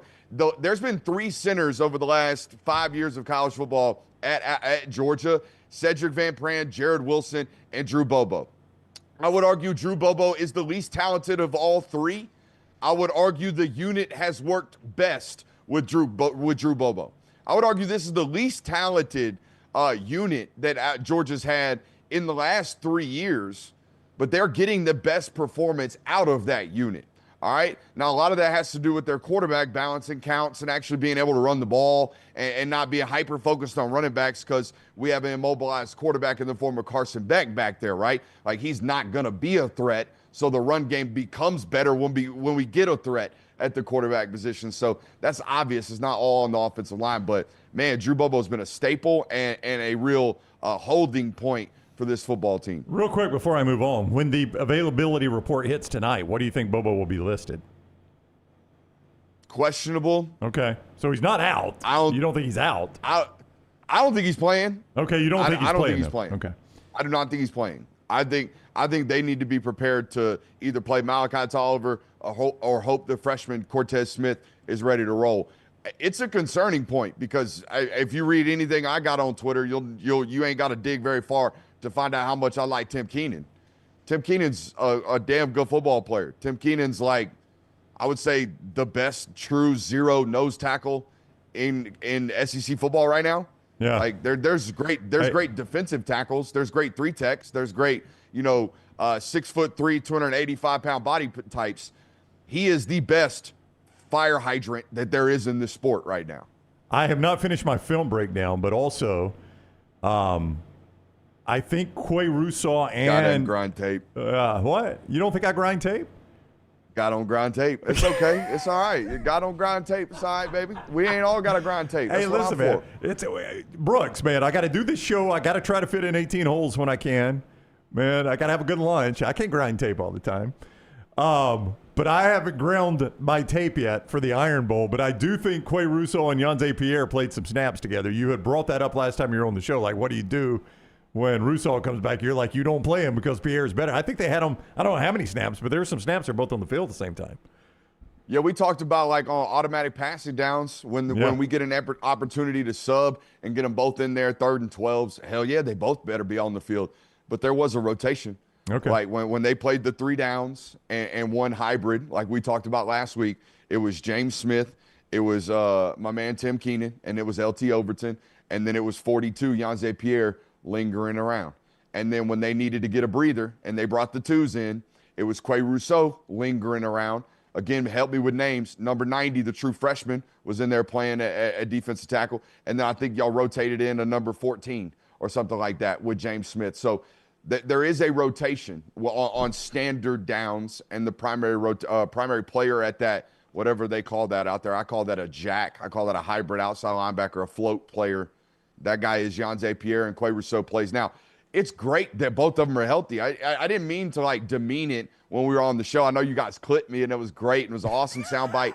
And it's true. It's the reality on 1st and 2nd down. It's the reality on 1st and 2nd down that Yanze Pierre is the 1st and 2nd down player at that position. And then when we earn the right to be in 3rd and 12, when we earn the right to let the whole entire stadium and world know that the opposition is throwing the football, then we can play them both. Green Man in the chat says Brown just described Hugh Freeze. Yeah. I got to work a little, but I can't grind tape, man. I got to play 18. I'm glad somebody got to the joke. Hey, I heard Hugh Freeze is pissed off. That's all I heard. That's what he told David Pollack.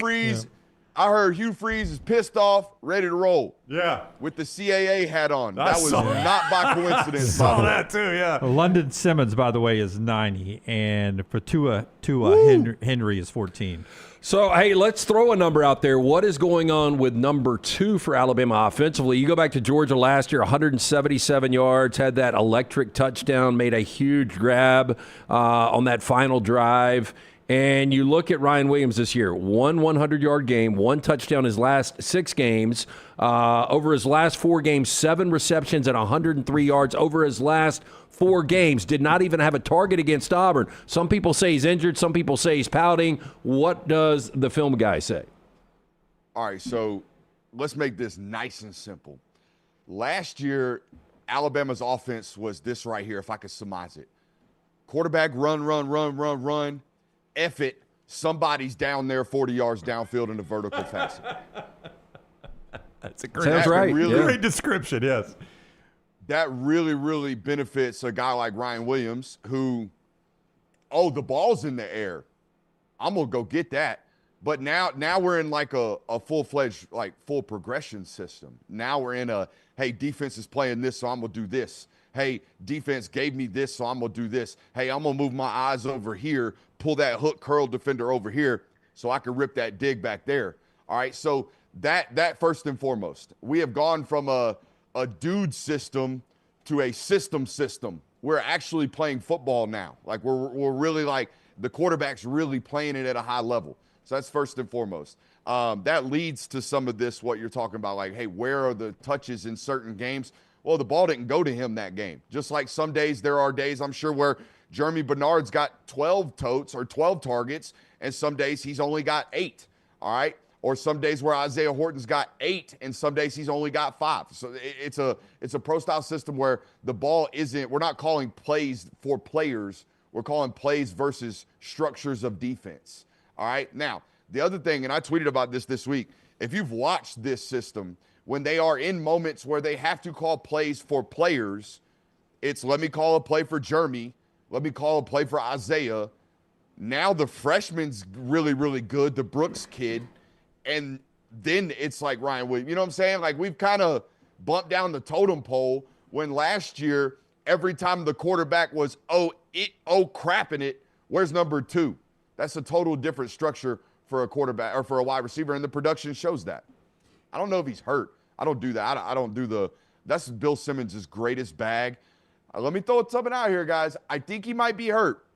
I think the system might be going elsewhere right about now, and that's okay too. When you and I were in Athens in this first meeting over there, we saw Georgia run for 227. We also saw Alabama be ungodly on third down conversions. Which is more likely to happen again? Georgia match that rushing number again, or Alabama match that third down conversion percentage again? I was on and I don't name drop other shows. I was on another Alabama program, and they told me that third and Kirby was apparently a thing during his time at Alabama. Yeah. Now, yeah. Was that a thing when he was there? Did they talk about that? It's probably like a lot of things overplayed, but yeah, it seemed like against Kirby, teams had a high propensity of picking up a low percentage third down conversion for some reason. Yeah, I mean, maybe it's because the SOB put them in a ton of them, and it just felt like, hey, they face 17,000 third and 19s, and we give up 1,000 of them. We must suck at third and 19. Right? No, you're really good at putting them in third and 19. So I only asked that because I made this comment when I was asked about this earlier about statistically, historically speaking, that's not happening again. You will not go 9 for your first 9 on third down against Kirby Smart, historically, and Glenn Schumann. And literally, I think that was the worst third down football game they had in 10 years as a defensive brainstem. So that's unlikely to happen again. Also, by the way, I would argue that Alabama's playing not as good football right now on the offensive side of the football as they were in that October matchup. They had 6 3-and-outs last week, guys, against Auburn. Auburn's a great defense. Oklahoma's a great defense. I think Georgia's a great defense. I think that's what they are. So you got to play clean football, and Lord knows they've been one-dimensional, has Alabama's offense. But it hasn't really mattered because Ty's been so great in the critical moments, man. So great in the critical moments that he's almost been unflappable. Yeah, I'll tell you, I've been going to games since 1988. I sat there and made a note in the press box. I had never seen anything like it, that third down conversions that night. As they were reeling them off, I was like, I just started laughing as they went from 7 for 7, 8 to 8 to 9 to 9. It was unreal. It was laughable. I sat there thinking, like, am I watching Tom Brady? Am I watching Drew Brees? What am I watching right now? Yeah. Like, even now when you watch him, like, guys, that play, the deep out to Isaiah Horton on that last drive, he's taken a 5-step drop, no hitch. And for those who don't know, nobody in college football is taking 5-step drops. They're all taking 3-step drops. Hell, most of these kids are taking, I'm just going to take one gather step, get my foot underneath me, and then spray a slant. That's what most of these kids are doing. This kid's taking a full 5-step drop because there's zero pressuring. They're throwing everything at him. Auburn's got free rushers galore, so I literally have to take the maximum amount of depth in my drop, get to my back foot, not take a hitch, and throw an out route on perfect timing just to maybe hope and pray we can get into 3rd and 5. And then on 3rd and 5, I'm going to walk up to the line of scrimmage on the road in a critical must-have score situation. I'm going to get under center, give a hard count, send a jet motion, back up from the center, flip the back, give another hard count, then give a snap, then get the ball off. Then on the next play, going to call a man beater because I see zero pressure on 4th and 2. Cool, calm, collected, get it scored, we win the ball game. That's what's going on. That's what they're asking the quarterback to do. And then when he overthrows Jeremy Bernard on a deep over, everybody's like, golly, what's wrong with Ty Simpson today? What's wrong with Ty Simpson today? The whole world's on his shoulders. That's what's wrong. I noticed the same thing about it. When I ground tape, when I was grinding, I noticed that too, Brooks. I did. So you're about to do 4 hours on recruiting? Is that what you're about to do?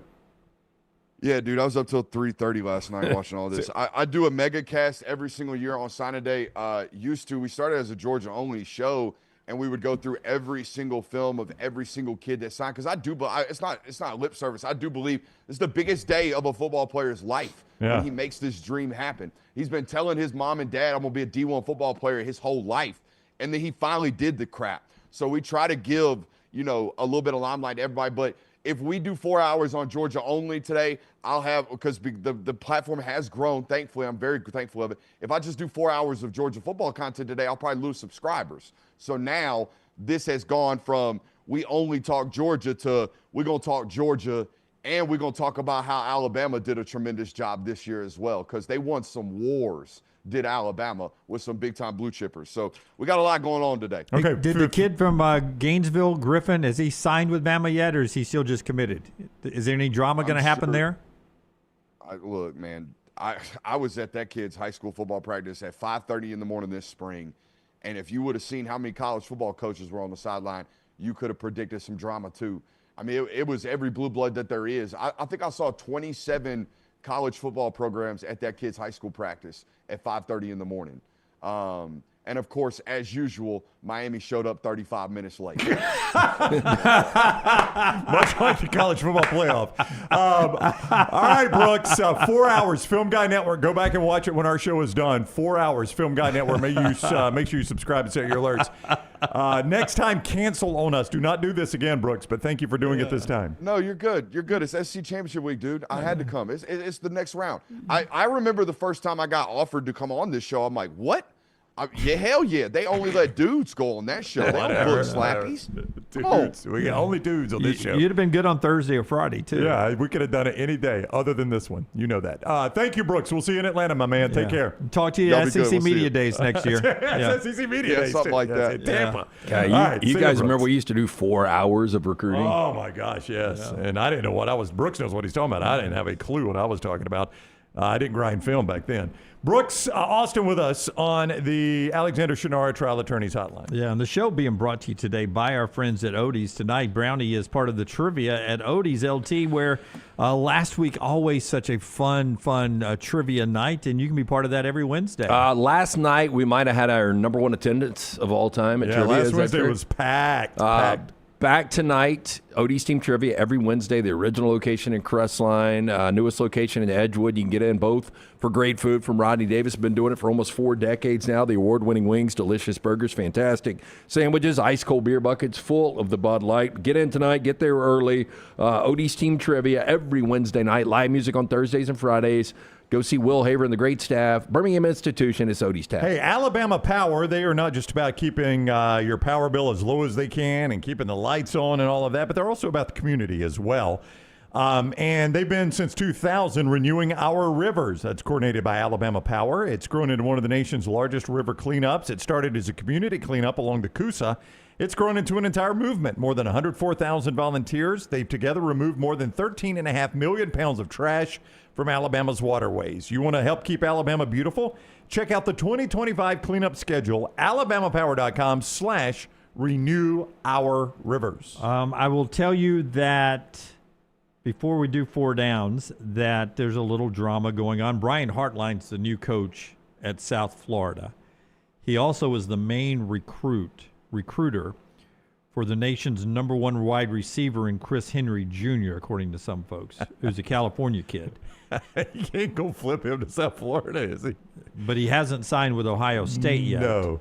Oregon and USC trying to get him to flip to their school. So Chris Henry Jr. in play with Brian Hartline out the door. I mean, if you've got a guy leaving Georgia for Vanderbilt, a quarterback, I guess. mean, look, anything's in play. And again, Hartline to take this job is surprising. They're not saying he's going to take him to South Florida. They're saying it's only opened the door for the others. Because he has left Ohio State. Right. It's giving Oregon and USC a late push for the California kid to stay out there. And we're not saying there is drama around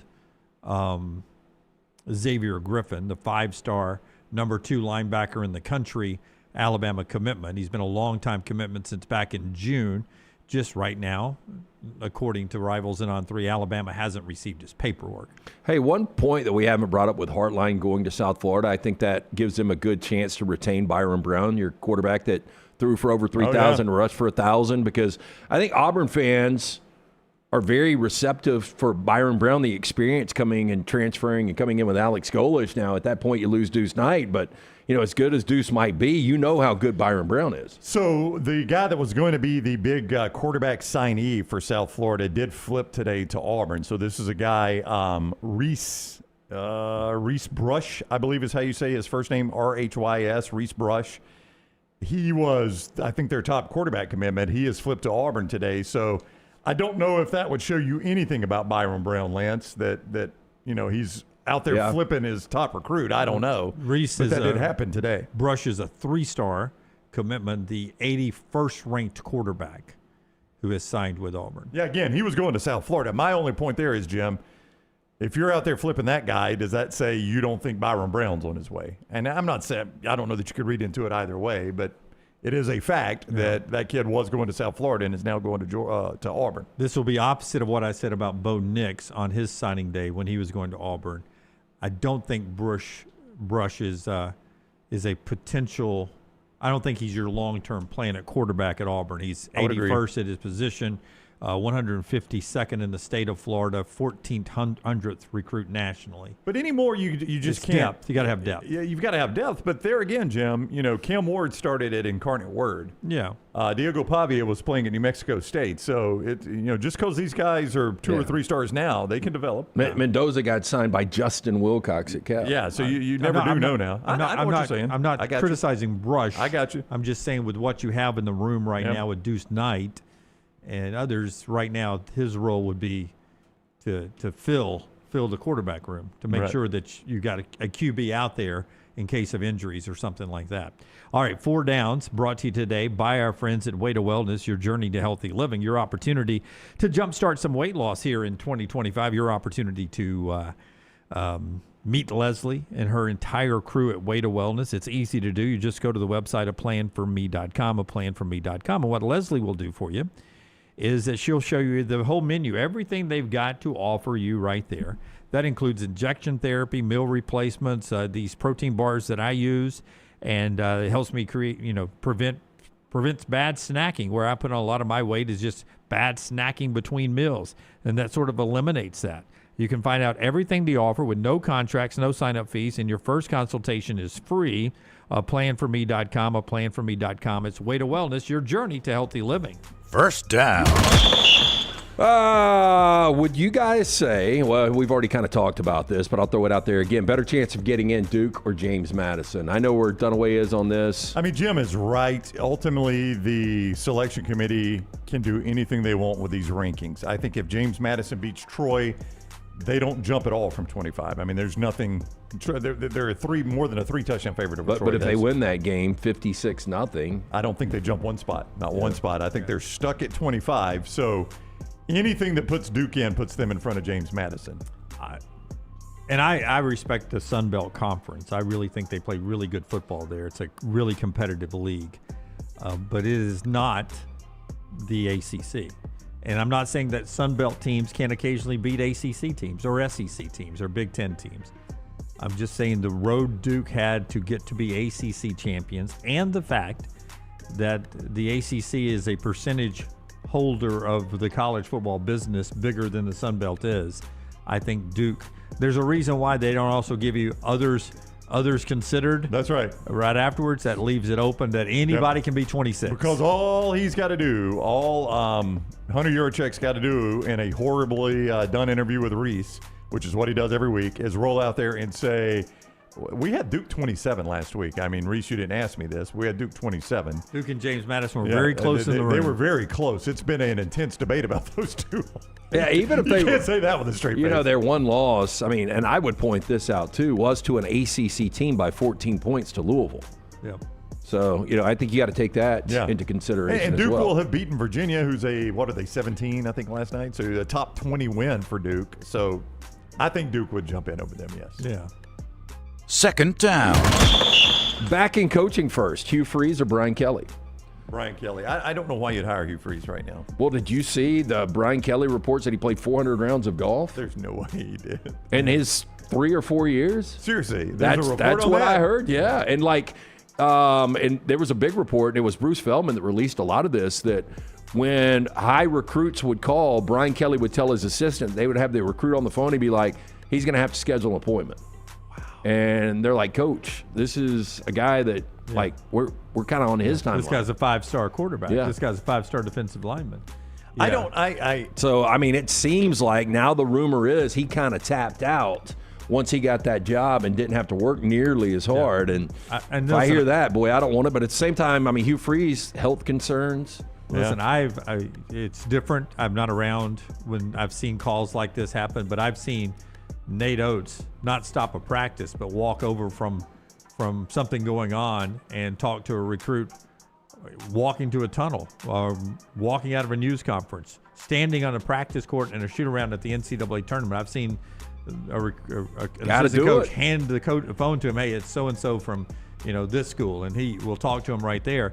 Nick Saban, his drives from place to place or plane rides from place to place was full of recruiting phone calls, non-stop recruiting phone calls.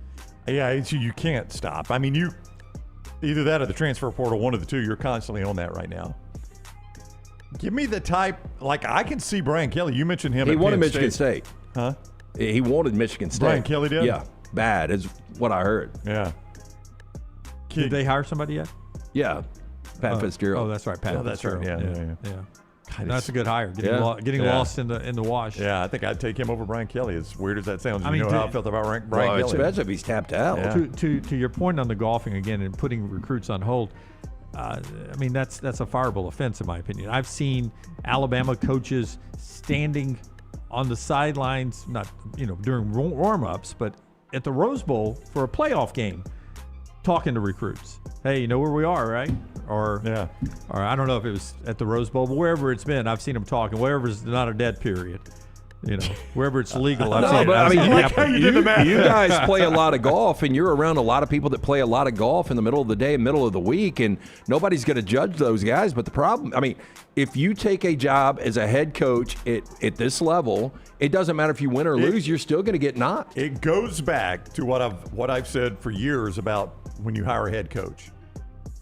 You say this because you want to feel good about it. I want a family man, a guy that's dedicated to his family, spend time with his wife and kids. What you really want is a robot that never sees his wife and kids. That's exactly what you want. All he does is football. Eats, drinks, consumes football nonstop. That's who you really want. You say you want something different because you feel bad about saying, I want a guy that's going to completely ignore his family and only concentrate on football. And that's why I admired Alex Golesh the other day. He is like, we lived on the best golf course in Tampa. We lived on it. It was out my back door.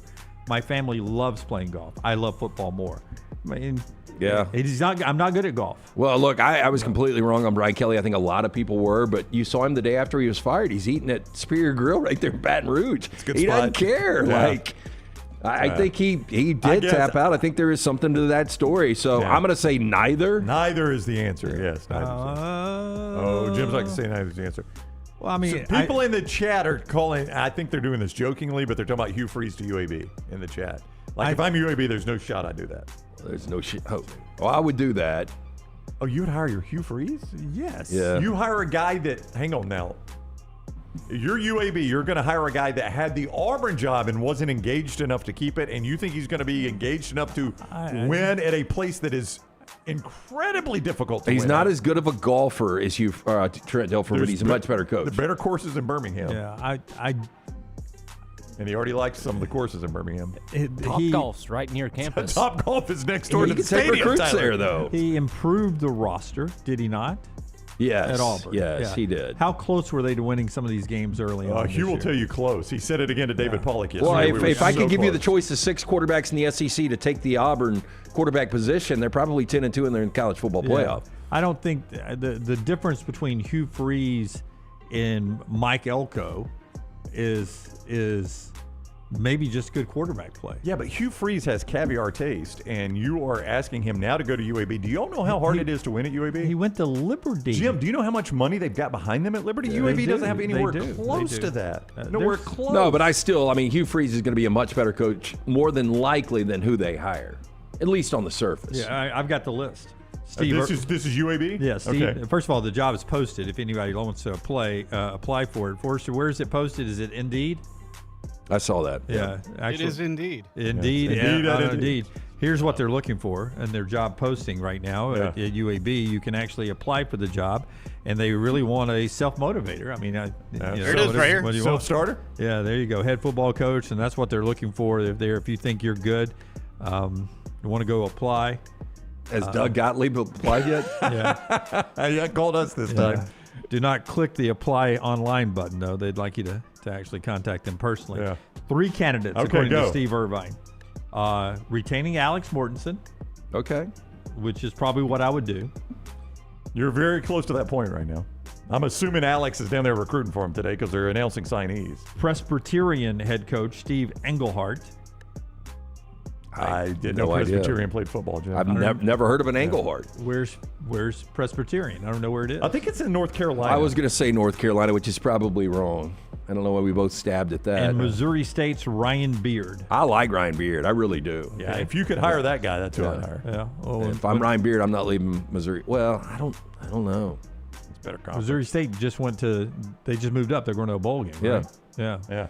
Presbyterian Blue Hose. They are in South Carolina. We were They're the close. Blue Hose? The Blue Hose. How do you spell the hose? It's not the way Lane Kiffin spelled it. Yeah. It is H-O-S-E, I believe. Yes, H-O-S-E. Oh, yeah, yeah. Blue Hose. Hose. Yeah. I don't know how else to say it other than the way it sounds like the other way you would say a prostitute, but it is the Blue Hose, yes.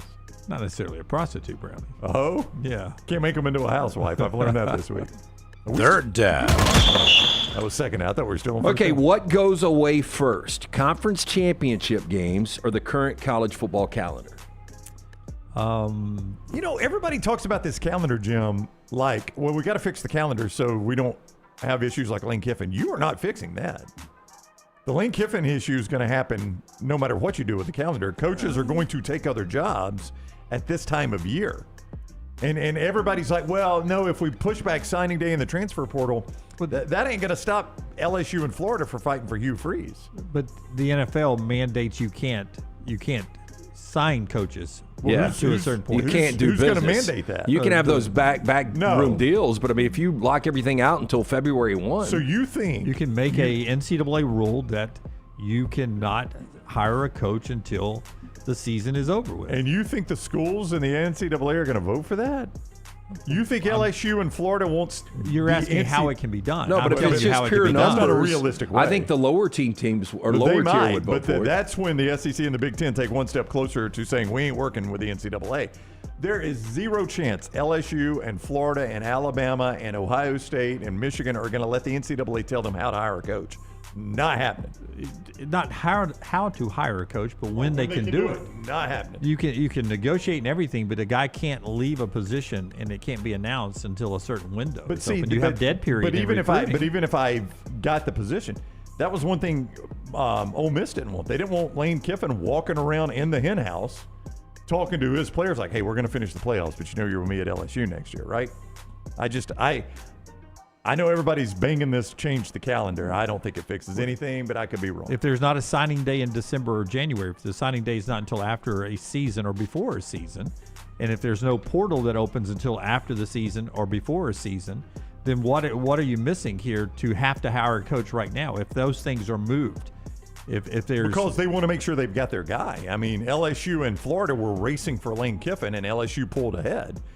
You're still going to have that happening with the high level guys. Yeah. And I mean, apparently South Florida and dadgummit, I've just lost my train of thought. Brian Hartline. I still think you would be allowed to coach your team if the window was different.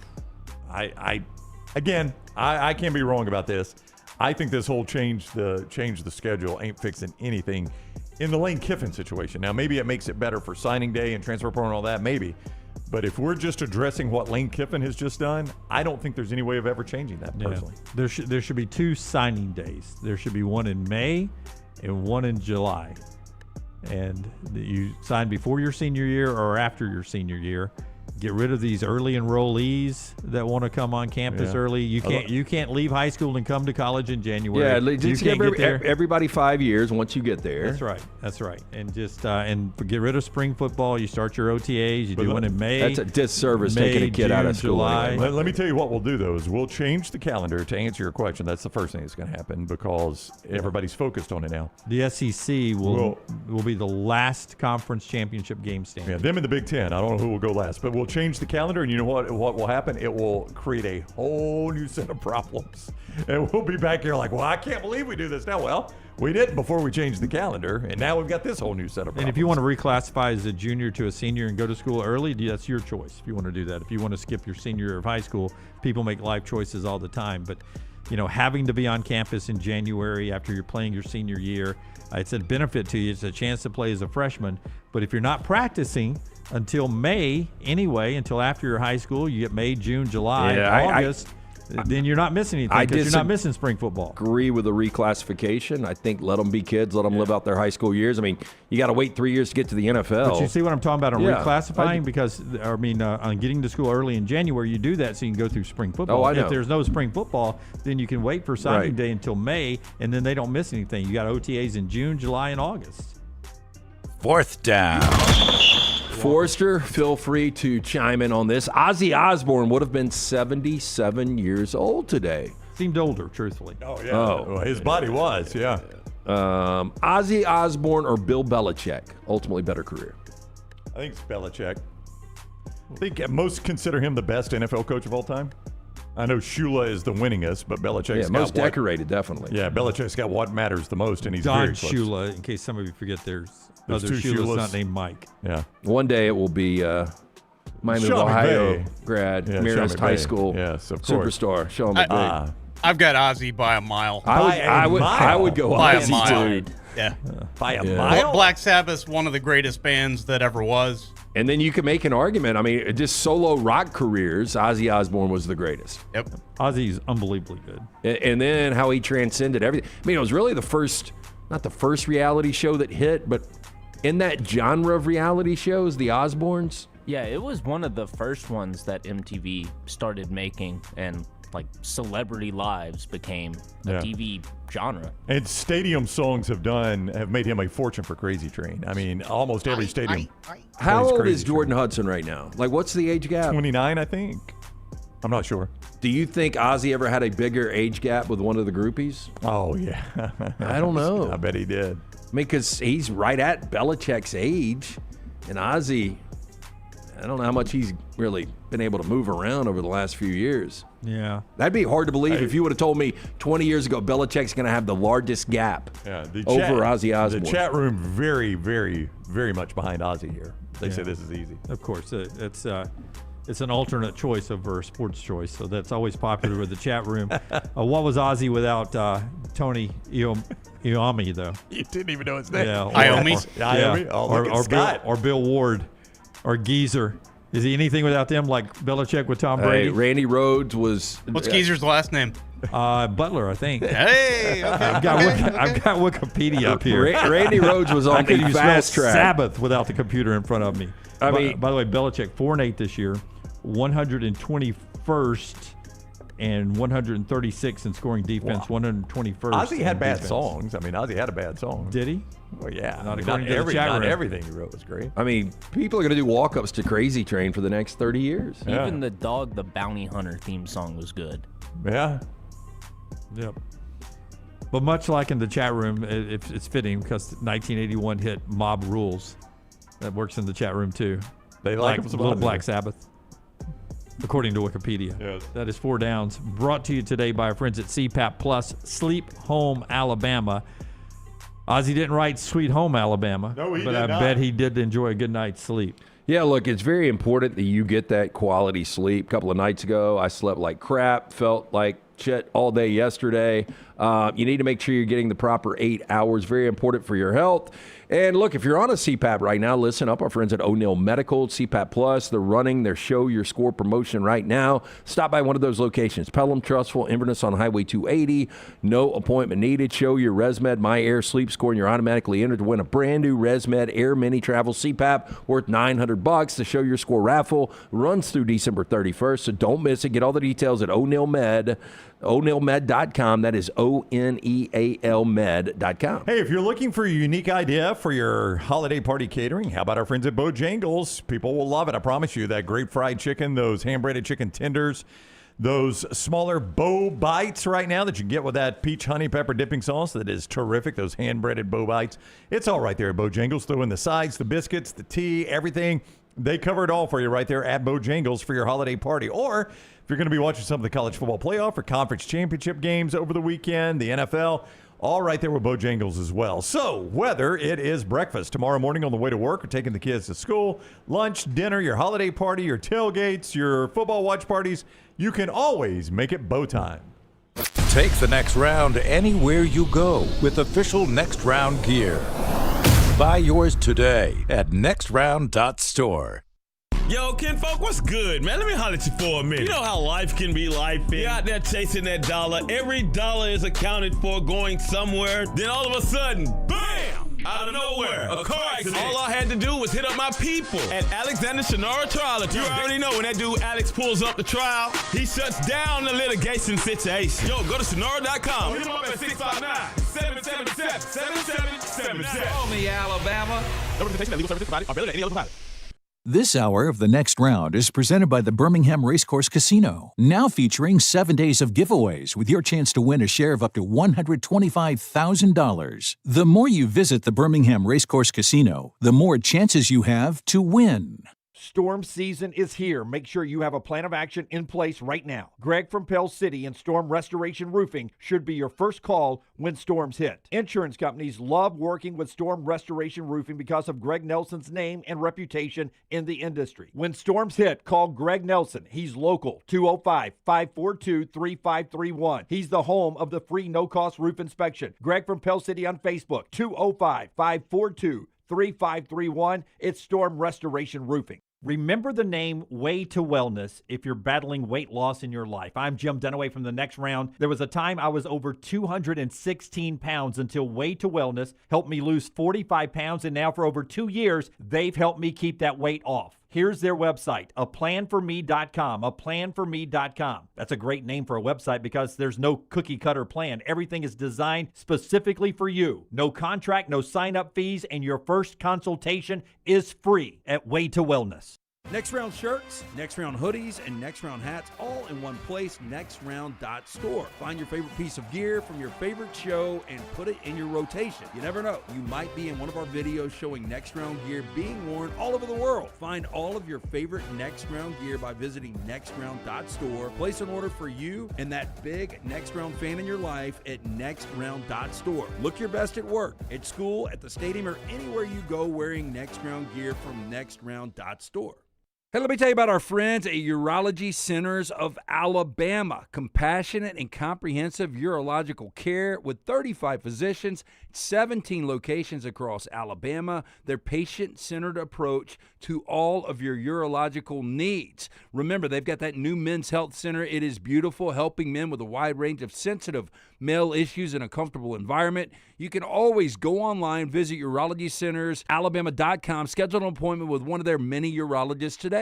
Hey, there's nothing worse than waking up to a plumbing problem. Don't get caught in a flooded house. Call the guys at Hemp Hill Services. Adam, Chad, and the team at Hemp Hill are the only ones I trust to fix it and fix it right the first time. Hemp Hill Services does it right and always at a fair price. For all of your plumbing, cooling, and heating needs, trust the name that Birmingham has trusted since 1954. That is Hemp Hill Services. Call now, 205-229-2090. That's 205-229-2090. Catch up on all of today's Next Round on demand through the podcast platform of your choice. Apple, Spotify, iHeart, or Google Podcasts. Wherever you listen, always like, follow, subscribe, and turn on automatic downloads so you never miss any part of the Next Round. It's Bow Time. Tired Tired of choosing between sweet and savory? Why not have both? Introducing Bojangles' new chicken and bowberry waffles. The bold Cajun chicken filet you love, now drizzled with a bowberry honey glaze and sandwiched between 2 warm waffles. Which means your favorite meal of the day just met your new favorite dish. And lucky for you, it's served all day. But it's only here for a limited time, so try chicken and bowberry waffles at Bojangles today. It's bow time.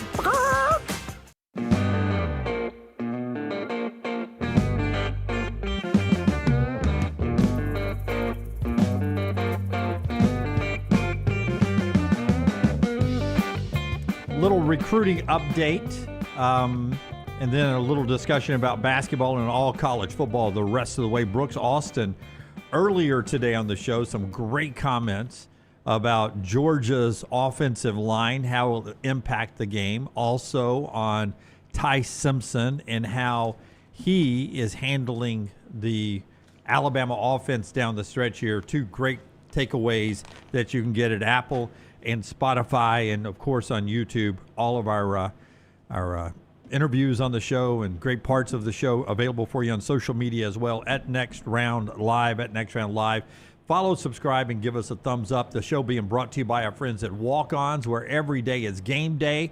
Whether it's a post-win celebration, drinks after work, or taking the family for some made-from-scratch favorites, Walk-Ons is your go-to for good times with wall-to-wall TVs, craft beer, and cocktails in bold flavors for fans of all ages, from melty mozzarella logs to the Hall of Fame level burgers.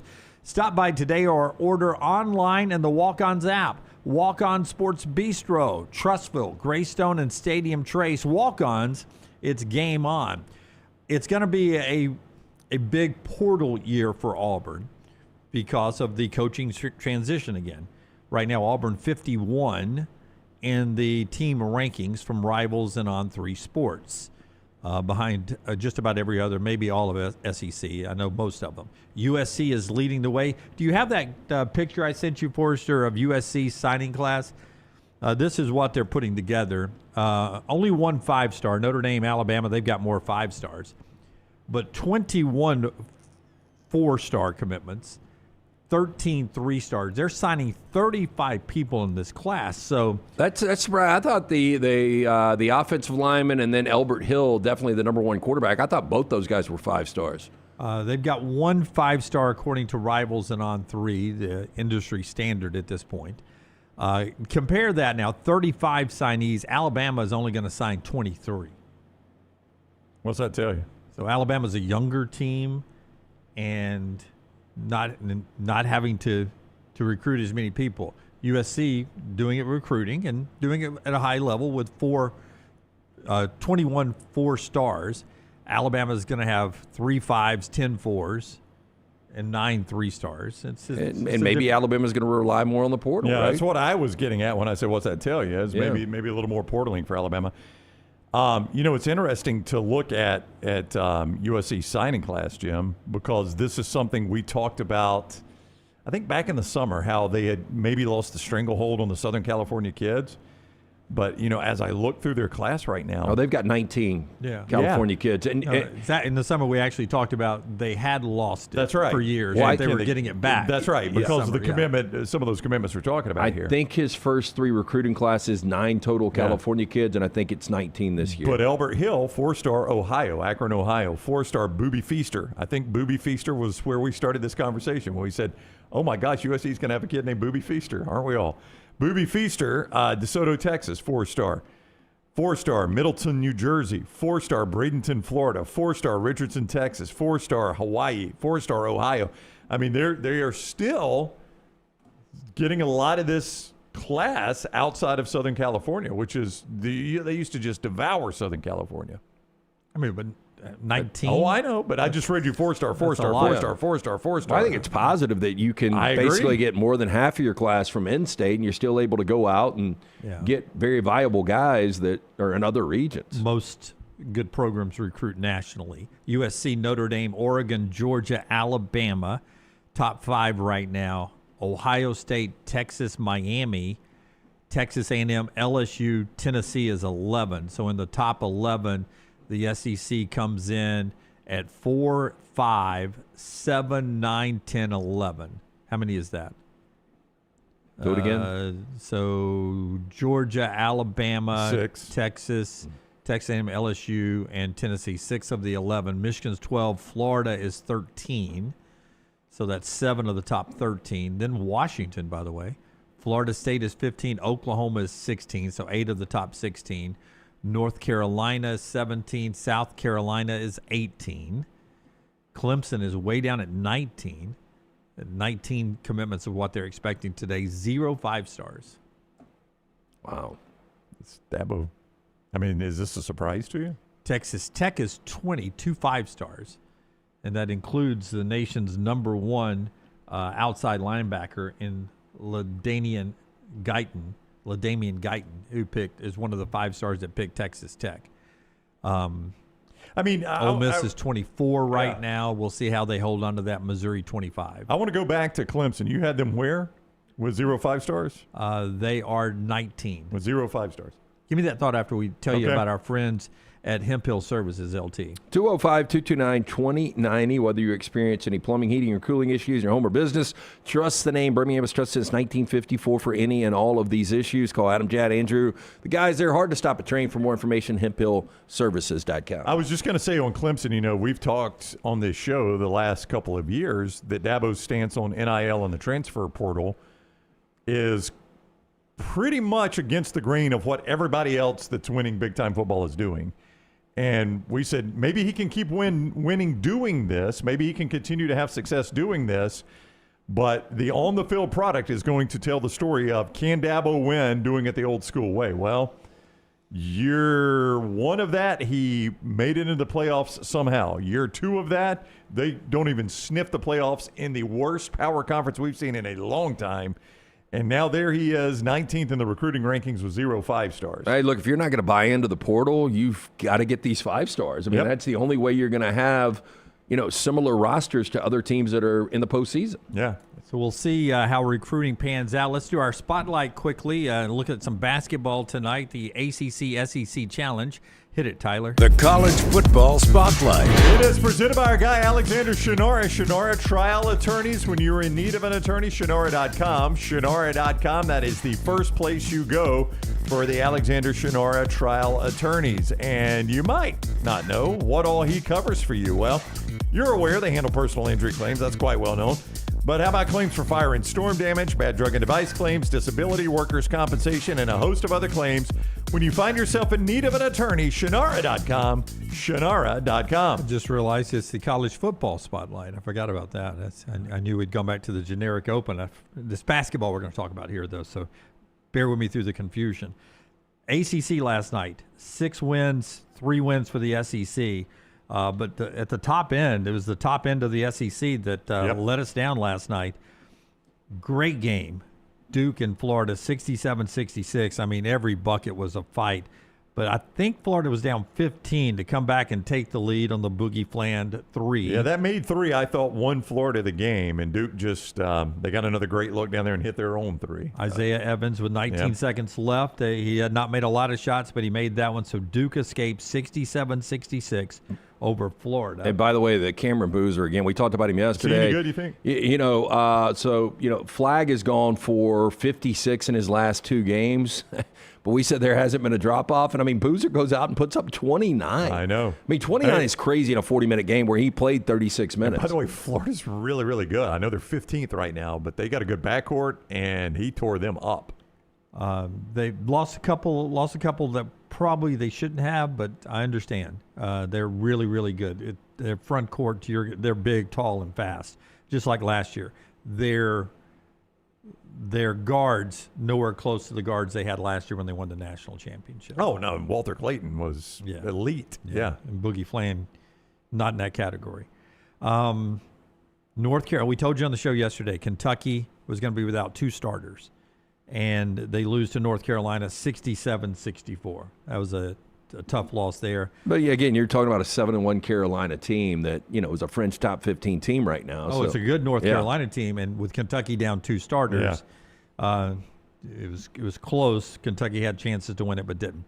Biggest upset was Syracuse beating Tennessee 62-60. Tennessee, some thought maybe was the best team in the SEC. losing up in what used to be the Carrier Dome, 62-60. Virginia Tech beat South Carolina. Miami beat Ole Miss.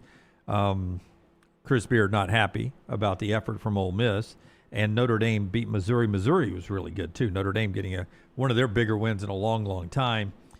You had wins, Oklahoma over Wake Forest, Texas A&M, Bucky gets a big win on the road at Pitt, and Georgia beat Florida State. Tonight, Clemson, Alabama, 6:15. Haven't met since that Elite Eight game where Alabama punched the ticket to the Final Four. They've beaten, has Clemson, West Virginia, and Georgia already this year. They're only lost to Georgetown. So this will be the second time Alabama's hosted them in the ACC SEC Challenge. Clemson beat Alabama 2 years ago in Tuscaloosa. So Clemson is back again. NC State and Auburn, we talked yesterday, 8:15 tonight. Will Wade's NC State team, very talented, but lost to Seton Hall. The Texas loss, that was a toss-up game. The Seton Hall loss surprised some people. Also get Louisville, Arkansas tonight, and then some games I think the SEC will win. LSU over Boston College, Vandy over SMU, Texas over Virginia, Mississippi State over Georgia Tech. So that'll be 4 more wins. I think it comes down to Alabama and Auburn winning tonight. Both healthy favorites. Yeah, Bama's 10.5. Auburn is 8.5, 8.5. Yeah, I think I still think it's going to be viewed as a loss by the SEC, Jim, no matter what the final count comes out, just because North Carolina beat Kentucky, Duke beat Florida, and Syracuse beat Tennessee. Yeah, I think Virginia, Texas, Mississippi State, Georgia Tech are those swing games. Yeah, Louisville, Arkansas. I think Louisville beats Arkansas. They should. Yeah. I am very interested to see what this Cal Arkansas team is going to look like once we get to mid-February, late February. Played Duke really well. When was that? Thanksgiving night? Played Duke really, really well. Was it Thanksgiving night? I think it was. And I think it was in Arkansas. And I tell you what's been surprising is Florida State, a team that we got to see up close and personal. Luke Laux. Long, athletic. They lose to Florida by 2 in the last 2 games out. I mean, they have gotten trounced by Georgia and A&M. Yeah, they had gotten off to a good start. All right, so that's basketball tonight. 6-3 right now, the ACC. How many more games tonight? 1, 2, 3, 4, 5, 6, 7. 6, 7. 7 more there. So what do you need to win this thing? Well, they're down 3. They're down 3. Yeah. So if you 6-1. 6-1 tonight, you win that. That's all you need. That's all you need. So you win 9-7. Sweep the night. First year we did this, it was 7-7. We split them. And then last year it was 14-2 SEC. Yeah, I think this is going to be more of this is going to swing the way of the ACC. Yeah. And by the way, that Louisville number is only 3 over Arkansas. So you think the ACC ends up with more wins? Oh, yeah. But even if they don't, I think they're viewed as the winner because of what they've done at the top end, like you started this segment with. I mean, that's what most people are going to pay attention to. They're not going to pay attention to Mississippi State and Georgia Tech. They're going to pay attention to what did the primo teams do against the primo teams, and ACC swept those last night. You can't deny it. We'll see what the SEC does tonight. I'm going to go 6-1 tonight, SEC. That would be impressive. 6-1, SEC. All right, when we come back, more football, more Georgia, Alabama, more reaction to what went on last night with the College Football Playoff Committee. The show being brought to you by our friends at Woodhouse Day Spa LT. It's the holiday season, and the holidays scream Woodhouse. It is a great holiday gift, the gift of relaxation, and you can get it from our friends at the Woodhouse Day Spa, located conveniently at the Summit Shopping Center's beautiful location. Get NC Stewart and that incredible staff. You can buy the gift cards available, so easy for guys to get for the wife, the girlfriend, the mom, the sister. Go to birmingham.woodhousespas.com or just stop NC Stewart, the great staff. Tell them the Next Round sent you. You can choose from a menu of over 70 options. Massages, body waxing, skin care, nail services, all available right there from Birmingham's best day spa. It's the Woodhouse Day Spa. Follow Brownie on Twitter and Instagram at Ryan Brown Live. Honey, a while back, life knocked me flat on my behind. I was hit by an 18-wheeler, and Lord of mercy, it left me hurting. Now, I heard through the grapevine that Alexander Shannara had recovered big money for some people. You been hurt? Can't work? Don't sit there suffering. Call my people at Alexander Shannara Trial Attorneys. Ain't gonna cost you a dime, so pick up the phone and dial 659-777-7777 or go to Shannara.com, because when I called, Alexander Shannara answered. Call me, Alabama. No representation made that the legal services provided are better than legal services provided by other attorneys.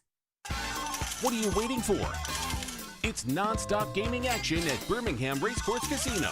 Come play more than 900 of the latest and greatest games around, featuring fun bonuses and big jackpots. You can wager and win on horse and greyhound races from all over the world. There are more ways to win at Birmingham Racecourse Casino. Birmingham Racecourse Casino, located off I-459, exit 31, Derby Parkway. Must be 21 or older. Sterling and the fine folks at Champy's Chicken on Highway 119 in Alabaster want to welcome you in for a great lunch or dinner starting at 11 a.m. every day. Chicken that's brined overnight and cooked to order, and the taste of the Delta with those Delta recipe tamales. Champy's is perfect for all your tailgating needs this football season. You can also choose Champy's for your next party, wedding, or birthday. Great food, great people. Champy's Chicken on Highway 119 in Alabaster, and everything online at champyschicken.com. Hey, for all of your IT and printing needs, reach out to our friends at Xerox Business Solutions. Look, I'm still one of those old school guys. I print my notes every single day for the show. If you watch the show here on the Next Round, you see all the notes in front of me. From day one, Xerox Business Solutions, they've been with us here at the Next Round. Local for over 45 years. For all of your IT and printing needs, visit XeroxBusinessSolutions.com or call 205-969-3000. That's 205-969-3000. Storm season is here. Make sure you have a plan of action in place right now. Greg from Pell City and Storm Restoration Roofing should be your first call when storms hit. Insurance companies love working with Storm Restoration Roofing because of Greg Nelson's name and reputation in the industry. When storms hit, call Greg Nelson. He's local, 205-542-3531. He's the home of the free no-cost roof inspection. Greg from Pell City on Facebook, 205-542-3531. It's Storm Restoration Roofing. Twin Peaks is the best in the game. Here, you're in the red zone for every college rivalry and divisional matchup all season long. I mean, where else are the scenic views as good as your view of the game? Only at Twin Peaks, the #1 sports bar. Get all your favorite Next Round gear all in one place, nextround.store. From our Next Round hats to the logo tees to the all-time best-selling Y'all Can Have the Rest shirt, you can look your best by shopping with us at nextround.store. Take the Next Round anywhere with nextround.store. At Central State Bank, we are large enough to serve you and small enough to know you. Manage your money with ease, whether it's mobile banking, hassle-free checking, competitive loans, business solutions, or personalized financial advice. We're your hometown bank with big-time service. Visit us today and experience banking made simple, because at Central State Bank, you come first. Member FDIC. It's bow time. Tired of choosing between sweet and savory? Why not have both? Introducing Bojangles' new chicken and bowberry waffles. The bold Cajun chicken filet you love, now drizzled with a bowberry honey glaze and sandwiched between two warm waffles. Which means your favorite meal of the day just met your new favorite dish. And lucky for you, it's served all day. But it's only here for a limited time, so try chicken and bowberry waffles at Bojangles today. It's bow time. Jim Dunaway, Lance Taylor, Ryan Brown. Live from the Birmingham Racecourse Casino Studios, the Next Round, presented by Bud Light, is on now. Philip, one of our great viewers and listeners, points out that he's got friends who are huge Ohio State fans, and for one common theme is, quote, we can't lose Brian Hardline. Hardline's now the new coach at South Florida. The immediate impact I have not seen, Brown. Maybe you have, but I would expect he will continue to coach Ohio State through the playoffs and then take over at South Florida. Yeah, South Florida has said that they want him doing that. Again, you know, I know we discussed this with the commercial you would get, you know, for a coach doing this. I think that's important for South Florida. I mean, the more Ohio State wins, and they're probably going to win a lot in this playoff, the more they talk about Brian Hartline, the more they talk about South Florida. I think that's valuable for them. Yeah. So I don't see a downside in them. And we haven't brought up Lane Kiffin's whipping boy is going to coach. Yeah, Charlie Weiss Jr. That's what I was getting to, bringing this up. So Charlie Weiss Jr. being back. with Ole Miss, that helps. That helps. Oh, look, they need it. Offensively, if the entire staff was going to be gone, I don't think Pete Golding and his defensive staff, they're going to call plays. Look, this never should have come to this point, because whether Lane Kiffin laid down the ultimatum or not, we all believe it, right? That there was an ultimatum, or that he laid it down. Yeah. Unsaid maybe, but yes. Yeah. It's huge for Ole Miss, and I thought it was interesting last night. One of the things in the selection committee is Ole Miss jumped. Yeah, went up one spot to number 6. The first thing they do is they come on. Reese Davis sets at the table with Galloway and Booger and Mack, and they're like, "What are you guys looking for tonight?" Booger first out of the gate. I'm interested to see what the committee does with Ole Miss. They've had them at number 7. Now they don't have a coach. Do they drop? Nope, they did not drop. They actually went up without Lane Kiffin, which I found very, very interesting. And I think some of that has to be the fact that Ole Miss acted very quickly to get Pete Golding in that spot. And I would guess, maybe they had told the committee, no, Charlie Weis, we've still got our offensive staff. He's going to coach them. Lane Kiffin himself said that he reached out to the committee members to let them know that Charlie would be back and would coach once he got it confirmed that LSU was okay with it and Ole Miss was okay with it. That Lane personally reached out to the committee members to tell them that staff will be whole minus me, so don't punish them for that. That according to Lane Kiffin there. It's important you say that according to Lane Kiffin, because a lot of Lane's former players are now on social media saying, don't believe everything the guy says about how these meetings went in Oxford. If I put that over-under at 5.5 of guys that transfer from current Ole Miss roster to LSU. Over. I don't know why you went 5.5. No, I'm just saying because a lot of those guys are dogging him out. Oh, they are. I've got some props on that after I remind you this hour of the show being brought to you by our friends at Champy's World Famous Fried Chicken, champyschicken.com. Forrester is showing you what Brown talked about there. The comments from some of the players on the release from Lane Kiffin there. Despite the team asking me to keep coaching, I think everyone that was in that room would disagree. And that's from a current player. They're all over social media, TikToks and comments from players sort of contradicting the way Lane Kiffin was portraying his exit inside the room there. Lance actually brought it up that the leadership group actually went to Lane's house and knocked on his door. And Lane hid behind a couch. No, I'm adding the last part there. Champy's Chicken, Highway 119 in Alabaster. Sterling and the crew right there will help you at lunch or dinner tonight. The Mississippi Delta recipe tamales, the chicken that's brined overnight, cooked to order. It is so good. All the great sides with those hand-cut chicken fingers, so easy, and the kids will absolutely love them. All the great Southern comfort food for lunch and dinner. Destination lunch location for you in the great happy hour. Champy's Chicken, champyschicken.com. Number of players that leave Ole Miss for LSU, betting line 7.5. Oh, you said it at 5.5, so 7.5. So I would probably take the under. That's a big number. You got a lot of raw emotions and feelings right now. And so when players start to come out and dog them out, as time goes by, you have to step back from all the emotional situation and take your pulse and say, do I have more upward mobility at a place like LSU? Once the season's over at Ole Miss and those emotions are over with, that's when you make this decision. Yeah. Well, if I'm Pete Golding, I'm going to whoever's controlling the collective. Hey, one thing we can't do is get outbid by LSU. Yeah. Now, the last thing you want to do is get into a pissing war and you use all your NIL money to make sure you don't get outbidded.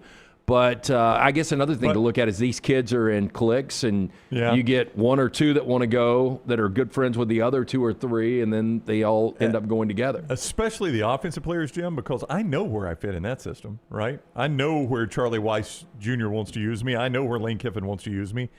Whoever Pete Golding hires as offensive coordinator once all this is over, I don't necessarily know where I fit in that system. So by the way, I know it's helping you now, but it is silly to have Charlie Weis Jr. back in the building. What you're worried about with Lane Kiffin is the same thing with Charlie Weis. Yeah. So why not just let Lane coach? Yeah. Or not let Charlie coach, one or the other. As you cut the baby in half here, you're not helping. I mean, you do have to have somebody call plays, though.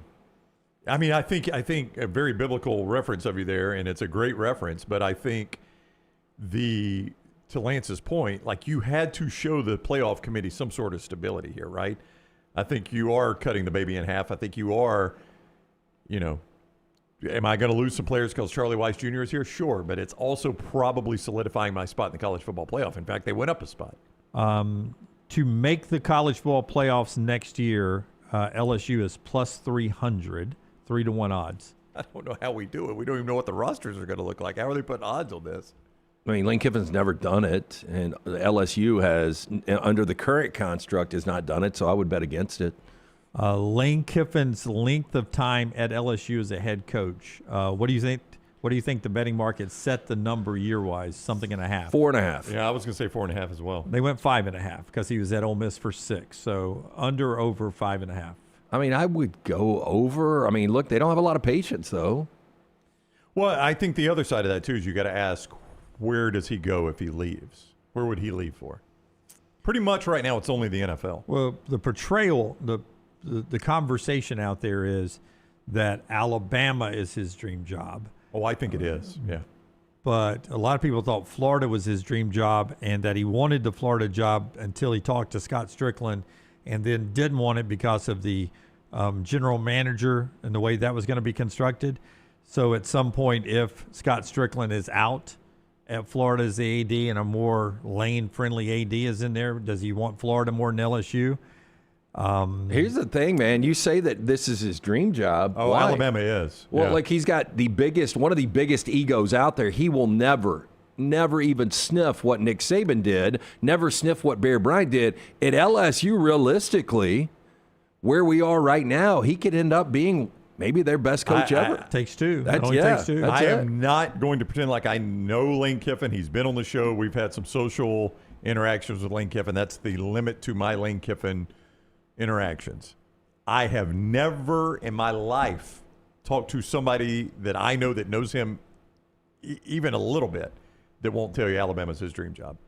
Well, But maybe USC was his dream job at one maybe point. because there's certain people in Tuscaloosa that said he will never get that Maybe job. that's it. I don't know what and it is. maybe he's like, I'm going to prove them wrong. I've but never talked to anybody that even knows him a little bit that will tell you any different than Alabama is his dream job. And USC might have been, but that's before he was at Alabama and Nick Saban was at Alabama. And he saw firsthand what Alabama can be.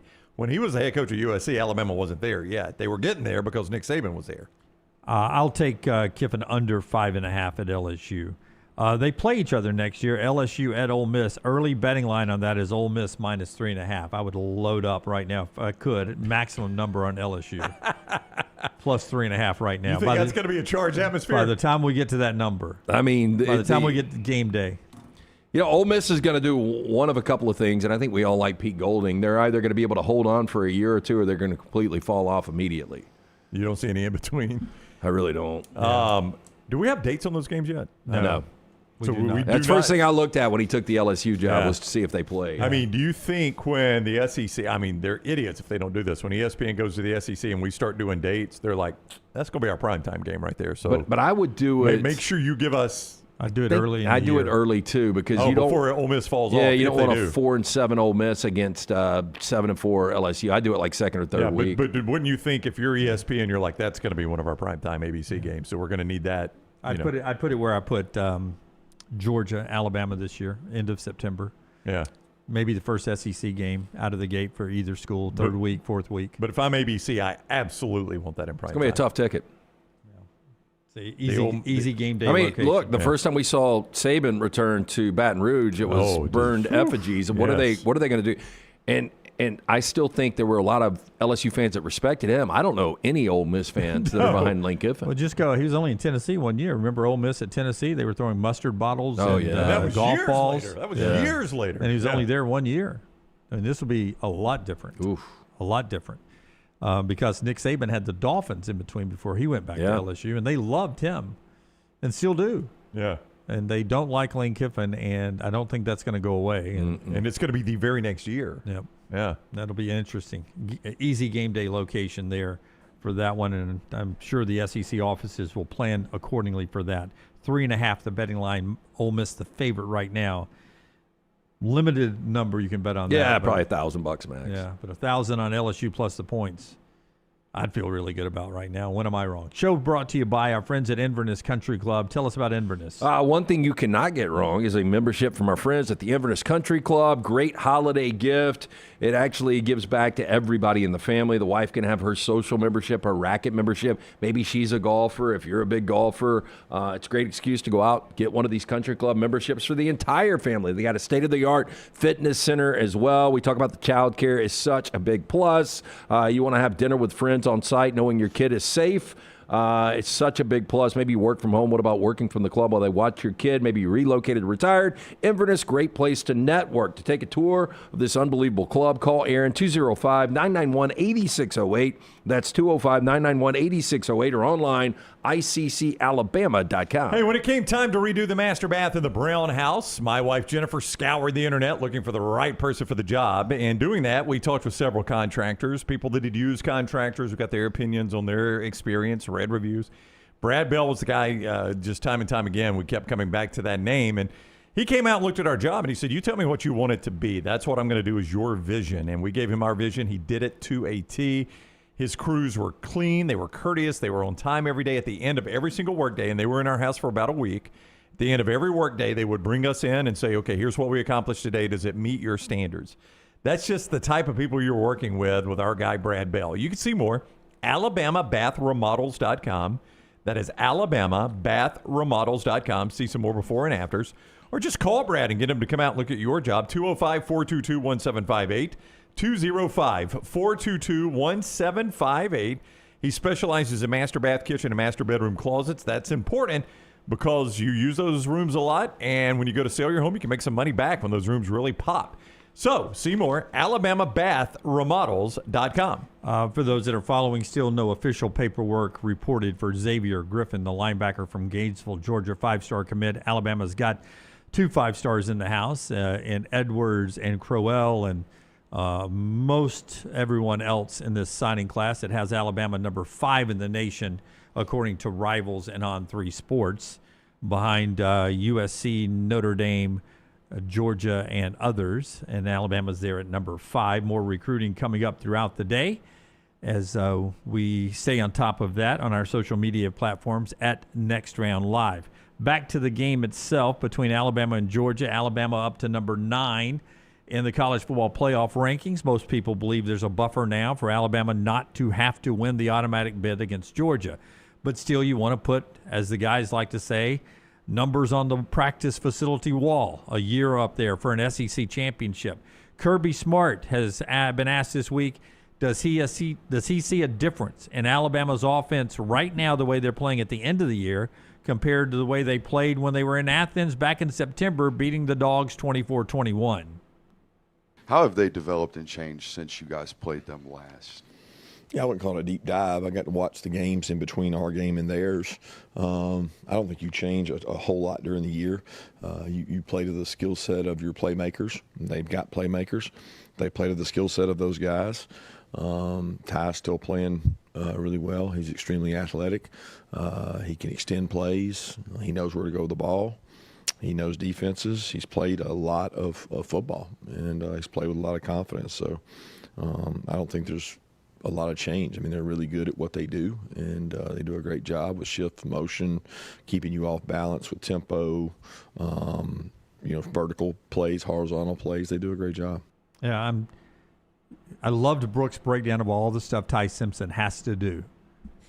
But one thing that he has absolutely done since that Georgia game is he's played in a lot more meaningful football games. I mean, he had 0 meaningful reps coming into the year and was thrown into the fire in that chaos at Florida State. And then his next real test was in Athens against Georgia. And what was the number again? 13 of 19 on third down, yep. LT? I mean, that's brilliant football from him early, and he's only played in more meaningful, tough situations, including that 4th and 2 the other night, which, by the way, you go back and watch that. Easier pass to an open guy. Which a one? Little to the left on the game 4th winner? and 2. Yeah. That's what I was saying. Is it's Daniel Hill. Yeah. I think Bernard and Hill are the receivers that go left on your screen, and Horton runs the slant. Now Horton is open, seemingly more open early in the play than when he got him the ball, but Hill is wide open on the backside. They had 2 options there. Yeah, right near the goalpost. Is that the one you're talking about? Is that Hill? I mean, he's closer to the goalpost than Bernard. I think Bernard runs to the back corner. There's one guy flashing right in the middle. It seems to be a more open throw, whether the guy catches it or not. But spot-on throw by Ty Simpson, making that read there. You can't say that Ty Simpson is not playing good football. He is missing some throws that maybe he didn't miss early on. But the pressure has gone up. Where do you think Alabama has improved and has not improved at? Like, let's listen to Kalen DeBoer talk about the run game. This is after the Iron Bowl, because they were better rushing the football the other night. And will that play a factor? Here's Kalen DeBoer. Again, I think it isn't just about tonight. I think we took some steps against Oklahoma. I think there were some things that we did against a very good defense there. A lot of people have struggled to run the football against them, and I thought there were lanes, and I thought there were things that we did that we hit on, and also some things that we didn't quite execute, and we took another step on that tonight. And we needed it, but it's just continued to be a work in progress, and it keeps getting better. And we face really good fronts each and every weekend. There's just dynamic players. There's big players and up front that we got to block and move. And I think our communication's gotten better with the offensive line. I think we've emphasized it obviously more and more, and they I think are starting to really get a belief that they can make it happen. And I can't wait to see what the next step is next weekend. Yeah. Now, Jam Miller, I thought, did a better job of hitting the hole faster. Well, I think a lot of people thought Alabama would just scrap the run pretty much. I mean, you stay a little committed to it, but if they were going to beat Auburn, it was going to be through the air, and they ultimately had success running the football. Different animal here with Georgia, though. I mean, Auburn's got a good defense, but Georgia against the run, they are 6th nationally. They just don't give up rushing yards. And you go back the first meeting, if Alabama can do what they did the first meeting, 38 carries, 117 yards, 3.1 per carry. And wins the game. Yeah, I mean, I think that would be good enough. I just don't know if you can get that again. I didn't think they could get that at Auburn, though, and they did better than that at Auburn. So maybe some things have started to click in this run game. But with that said, back to Ty Simpson was playing elite football at that particular point. I mean, he was really, really good, especially in the first half. And Grubb did a great job of play calling against Georgia in the first half. Gunnar Stockton wasn't very good. No. Remember, it was Bowens running the football that really got him back in it. And Stockton missed a couple of throws that maybe changed the outcome of that game. He did have one bad drop, but Stockton, sans Georgia Tech, is playing much better right now. Yeah, but it's hard to say sans Georgia Tech, because the issue that hurt him in Georgia Tech is what Brooks was talking about earlier, is that offensive line is not whole for them, and it impacted that game, and it impacted Stockton's play. And Alabama's defensive line is probably playing their best of the season right now. I think that is such a fascinating matchup in this game. Ever since Formby moved, Alabama's offensive line's been a little bit better, but Parker Brailsford is banged up a little bit. This sounds really stupid, but if Georgia got down 10-14,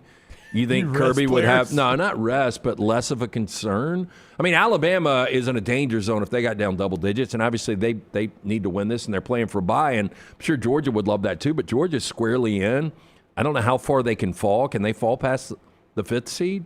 I don't think so. I don't think so either. Yeah. And then you get that 5-12 home game that they didn't so, get last year. It's not like a terrible setup. Now, I know Kirby is like the ultra competitor, and he wants to beat Alabama, but I'm just saying if they get down and the offensive line looks bad and that's one of the reasons they're down, you got to protect your quarterback. Well, I was going to ask Brooks until he told me I don't think Bobo will play. Like, if it's iffy, I know this sounds insane because it's an SEC championship game, but if it were iffy, would you sit him for the SEC championship game? Depends on if he gets better with rest or if there's no way more Okay, he let's can assume he damage does. Assume he does. Like Alabama's having to play Parker's Brailsford. If there's an opportunity where they were playing, Chattanooga State today, then they would sit Parker. Yeah, but I think you get your medical evaluation. If they come to you and they're like, okay, Bobo right now is 65%. Can he get worse if he plays? Yes, he can get worse. He can be down to 50. If you rest him for 2 weeks, he's going to be 100%. Yeah, what do you do? Then you sit him, right? Sit him. I know it's an Absolutely. SEC championship game, but you sit him. In years past, you make this 2012 SEC championship game, you go to Drew Bobo and say, listen, man, I appreciate the heart. We got to have you Saturday, whatever it takes. And you got to play as much of this game as you could play. Was it not Bobo that came in the SEC championship game last year when their center got hurt? I think so, yeah. And he played well. Yeah. Kevin says everybody on the panel last night, including Reese, didn't think Alabama would get the bye.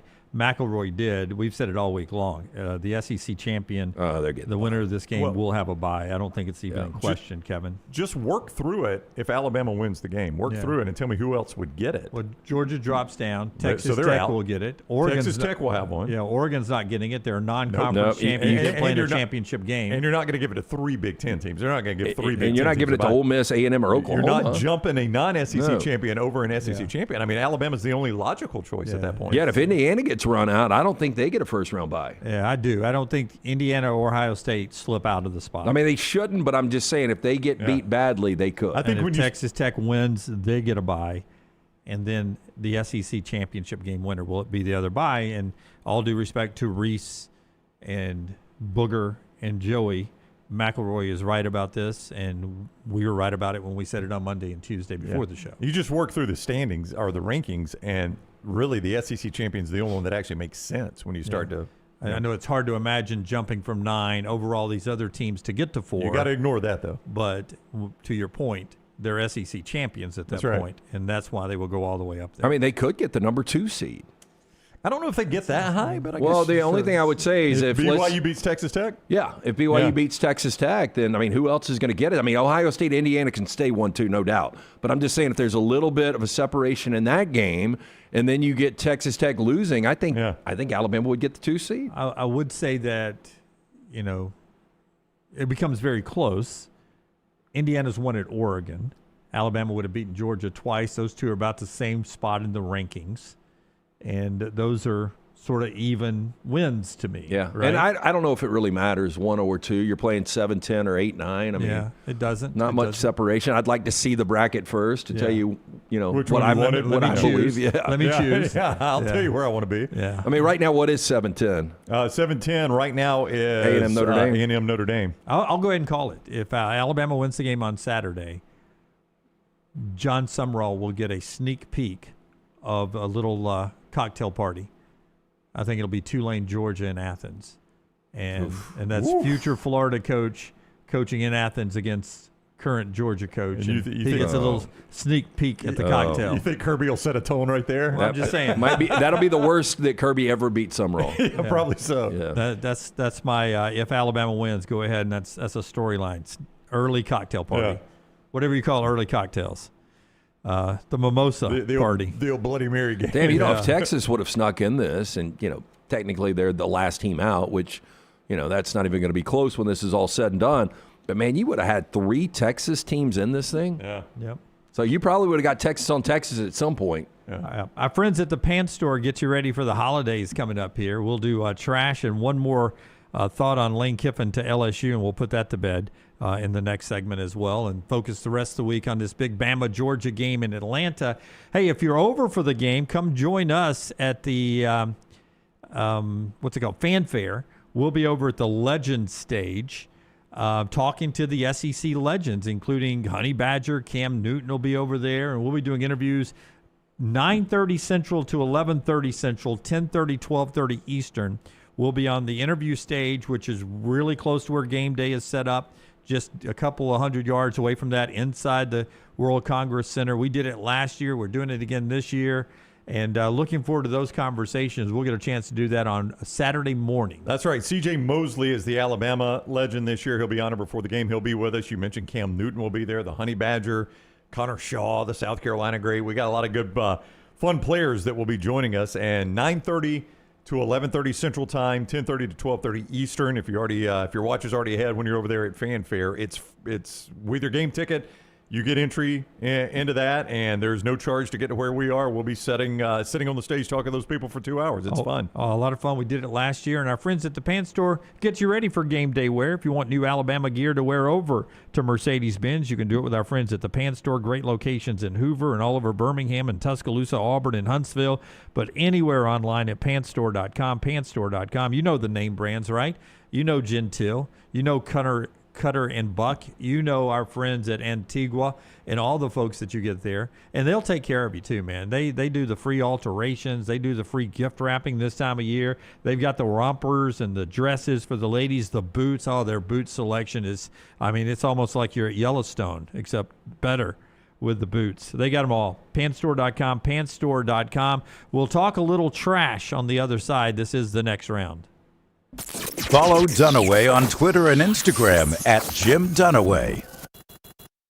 Honey, a while back, life knocked me flat on my behind. I was hit by an 18-wheeler, and Lord of mercy, it left me hurting. Now, I heard through the grapevine that Alexander Shannara had recovered big money for some people. You been hurt? Can't work? Don't sit there suffering. Call my people at Alexander Shannara Trial Attorneys. Ain't gonna cost you a dime, so pick up the phone and dial 659-777-7777 or go to Shannara.com, because when I called, Alexander Shannara answered. Call me, Alabama. No representation made that the legal services provided are better than legal services provided by other attorneys.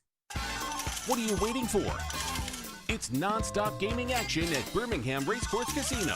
Come play more than 900 of the latest and greatest games around, featuring fun bonuses and big jackpots. You can wager and win on horse and greyhound races from all over the world. There are more ways to win at Birmingham Racecourse Casino. Birmingham Racecourse Casino, located off I-459, exit 31, Derby Parkway. Must be 21 or older. Twin Peaks is the best in the game. Here, you're in the red zone for every college rivalry and divisional matchup all season long. I mean, where else are the scenic views as good as your view of the game? Only at Twin Peaks, the #1 sports bar. Storm season is here. Make sure you have a plan of action in place right now. Greg from Pell City and Storm Restoration Roofing should be your first call when storms hit. Insurance companies love working with Storm Restoration Roofing because of Greg Nelson's name and reputation in the industry. When storms hit, call Greg Nelson. He's local, 205-542-3531. He's the home of the free no-cost roof inspection. Greg from Pell City on Facebook, 205-542-3531. It's Storm Restoration Roofing. Hey, for all of your IT and printing needs, reach out to our friends at Xerox Business Solutions. Look, I'm still one of those old school guys. I print my notes every single day for the show. If you watch the show here on the next round, you see all the notes in front of me. From day one, Xerox Business Solutions, they've been with us here at the next round. Local for over 45 years. For all of your IT and printing needs, visit XeroxBusinessSolutions.com or call 205-969-3000. That's 205-969-3000. Hey, there's nothing worse than waking up to a plumbing problem. Don't get caught in a flooded house. Call the guys at Hemphill Services. Adam, Chad, and the team at Hemphill are the only ones I trust to fix it and fix it right the first time. Hemphill Services does it right and always at a fair price. For all of your plumbing, cooling, and heating needs, trust the name that Birmingham has trusted since 1954. That is Hemphill Services. Call now, 205-229-2090. That's 205-229-2090. The beauty of the holiday is at the center of your table with the New York Butcher Shop. Their selection of USDA certified Angus prime rib roast, beef tenderloins, and fillets, as well as premium pork and lamb cuts, are the finest selections available in the market and are hand-cut just the way you want. With side dishes handmade by their professional chefs, your holiday meal is complete. Visit one of their 2 locations today, in Cahaba Heights or off Highway 119 in Greystone. Place your order today. The New York Butcher Shop. Rare quality, well-done service. It's bow time. Tired of choosing between sweet and savory? Why not have both? Introducing Bojangles' new chicken and bowberry waffles. The bold Cajun chicken filet you love, now drizzled with a bowberry honey glaze and sandwiched between 2 warm waffles. Which means your favorite meal of the day just met your new favorite dish. And lucky for you, it's served all day. But it's only here for a limited time, so try chicken and bowberry waffles at Bojangles today. It's bow time.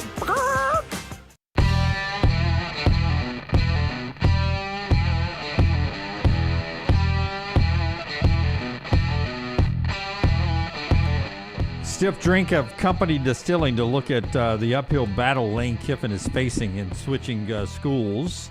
After you tell us about Company Distilling, we'll walk down memory lane. Yeah, we're going to be out at Odie's in Edgewood. We don't have the exact date, but it's going to be in the next 2 weeks. We're going to be doing an activation for our friends at Company Distilling. We'll have sampling out there. It's going to be a lot of fun. But if you've been waiting to try a whiskey as good as the company you keep, this is your moment. Company Distilling, available throughout our great state, also available in a handful of other states out there.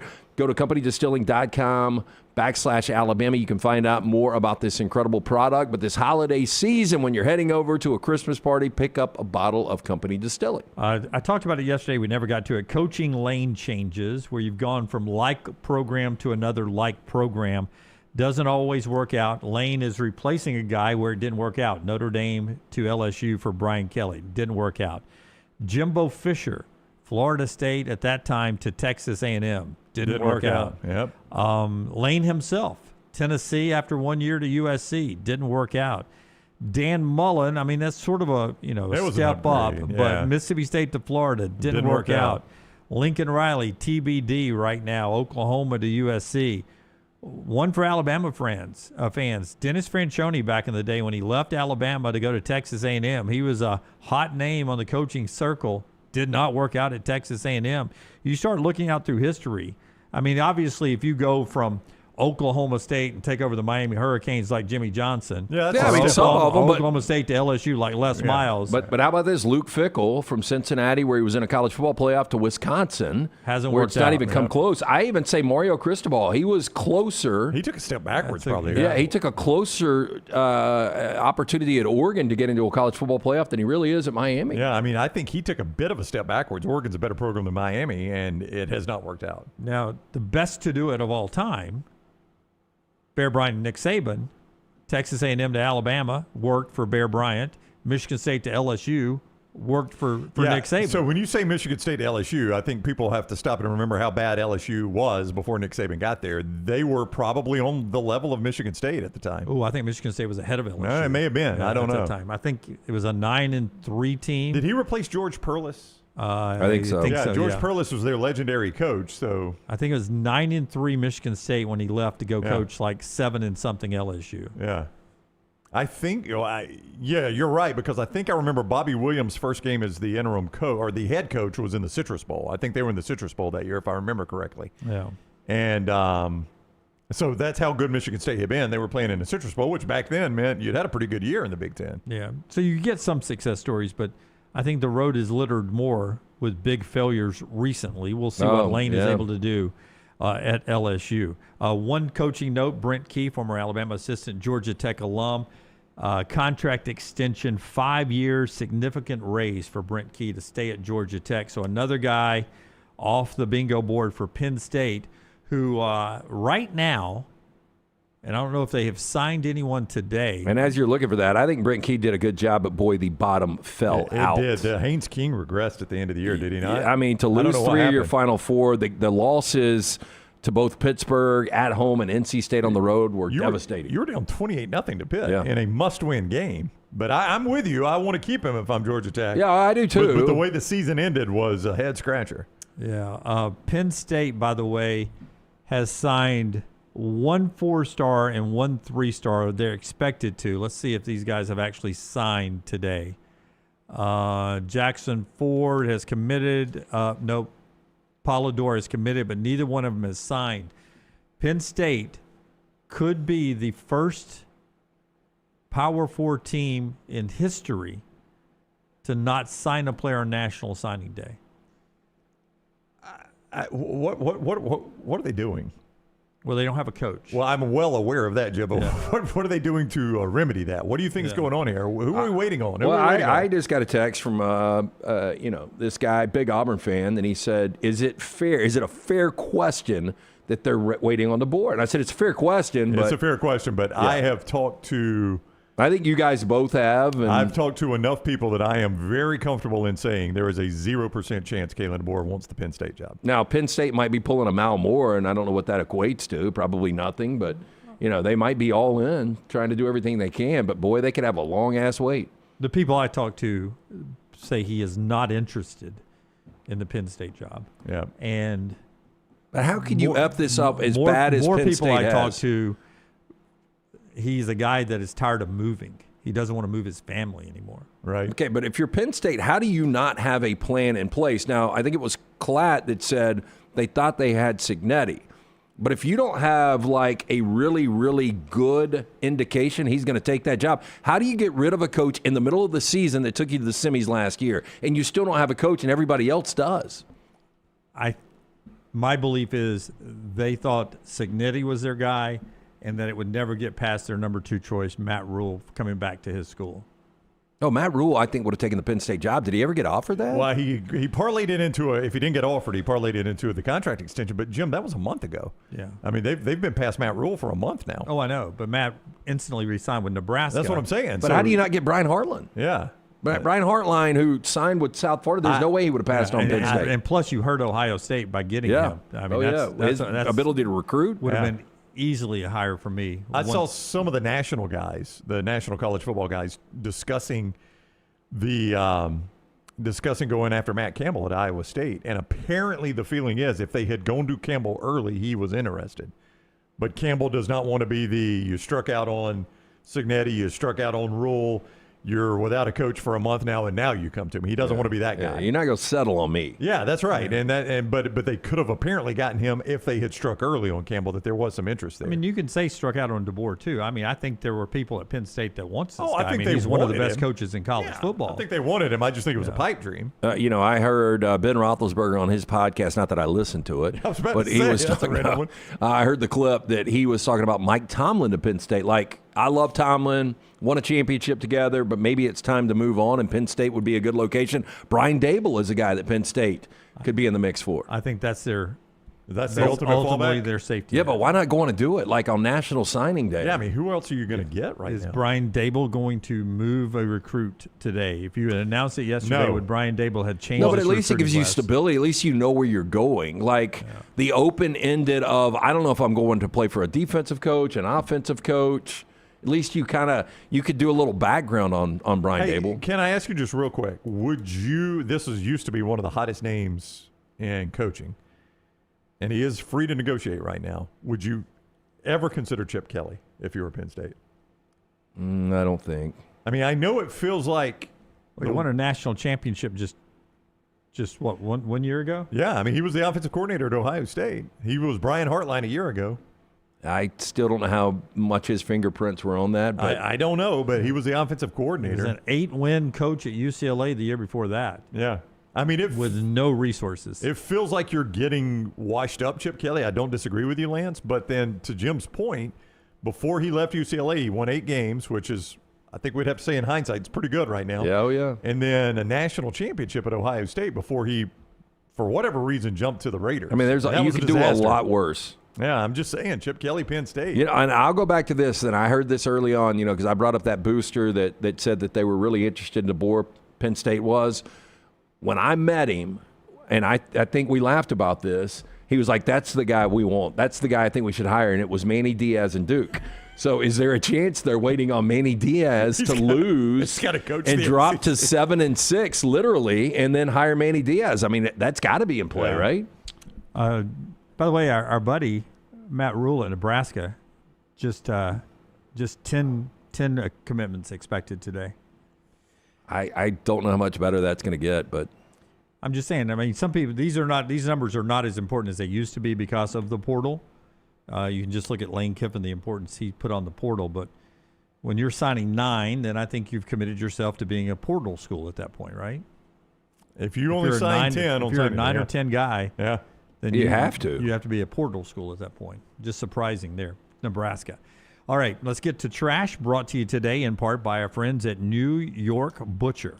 Great place to pick up gift cards for this holiday season. All the men in your life are going to love to get the gift of steak.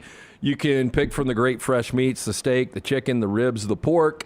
Obviously, the fresh sides made in-house every single day. They've got the deli sandwiches for lunch or dinner that you can order right there from Jim and that great staff of butchers. Fantastic selection of fine wines and desserts as well. 2 locations, the original Cahaba Heights, Highway 119 in Greystone. Rare quality, well-done service. It's the New York Butcher Shop. Any attempt to restrict drinking and driving here is viewed by some as downright undemocratic. They're making laws where you can't drink when you want to. You have to wear a seatbelt when you're driving. And pretty soon we're going to be calling this country. LT's Trash is presented by Bud Light. Easy to drink, easy to enjoy. If you're heading to one of these conference championship games this weekend, make sure that tailgate is loaded up with plenty of Bud Light. More than $100,000 worth of escargot was stolen from a French snail farm supplying Michelin-starred restaurants, leaving the producer scrambling to rebuild stock during one of the busiest periods of the year. I am not afraid to admit this. Also, I am from Calhoun County, so this cannot come as a surprise to anyone that is familiar with this show. I've never tried escargot. So, have you, Jim? No, it is snail, correct? Yeah, escargot is snail. They ever fry it? A deep fried snail? I mean, No. is this? It's got texture and taste to me of mushroom. So you've had it. Well, so when I used to be a little more irresponsible with my money. Can't hide it. No, here's what happened. So every year, and this is timely, SEC Championship Weekend, my buddy Mike Mondelli, we would always bet, and I would give him first up on who he wanted in the game. And then the loser would have to buy the dinner afterwards.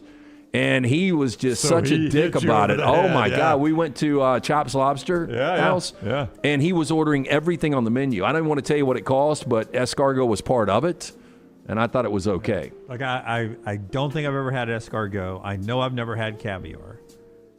I've tried caviar and didn't blow my socks off. I got it at SEC Media Days last year for like the second or third time at Nick and Sam's, that other steakhouse, and it was awful there. Yeah. I mean, the caviar I had was super salty. I didn't really like it. Mine was actually kind of fishy. Oh, was I know it's fish eggs, but I don't think it's supposed to be fishy. Yeah. Anyway, I give me some potatoes. Give me some. I know it makes me a redneck. I'm well aware of this, but if I got a steak, you can just give me the devil's on horseback at walk-ons. I went to this place downtown again just for an appetizer. I loved it so much the other day. The shrimp toast. How good was that? Oh, it's delicious. So it brought you back just for the appetizer. Just for the appetizer. Yeah. What else will you be having? Nope, just this. Wow, just this. So that'll be $150. Le Escargot de Grands Crus, based in bougie northeastern France, said on Facebook that thieves broke into its facility overnight between Sunday and Monday, taking nearly all of the fresh and frozen snails. Family-run farm breeds about 350,000 snails annually, earns roughly 60% of its yearly revenue during the Christmas and New Year season. Now, the Times reported that the thieves cut through a fence, forced their way into storage buildings, and emptied refrigerators holding about 990 pounds of the snail meat. Yeah, that's not good. They said the escargot worth almost as much as champagne. Almost.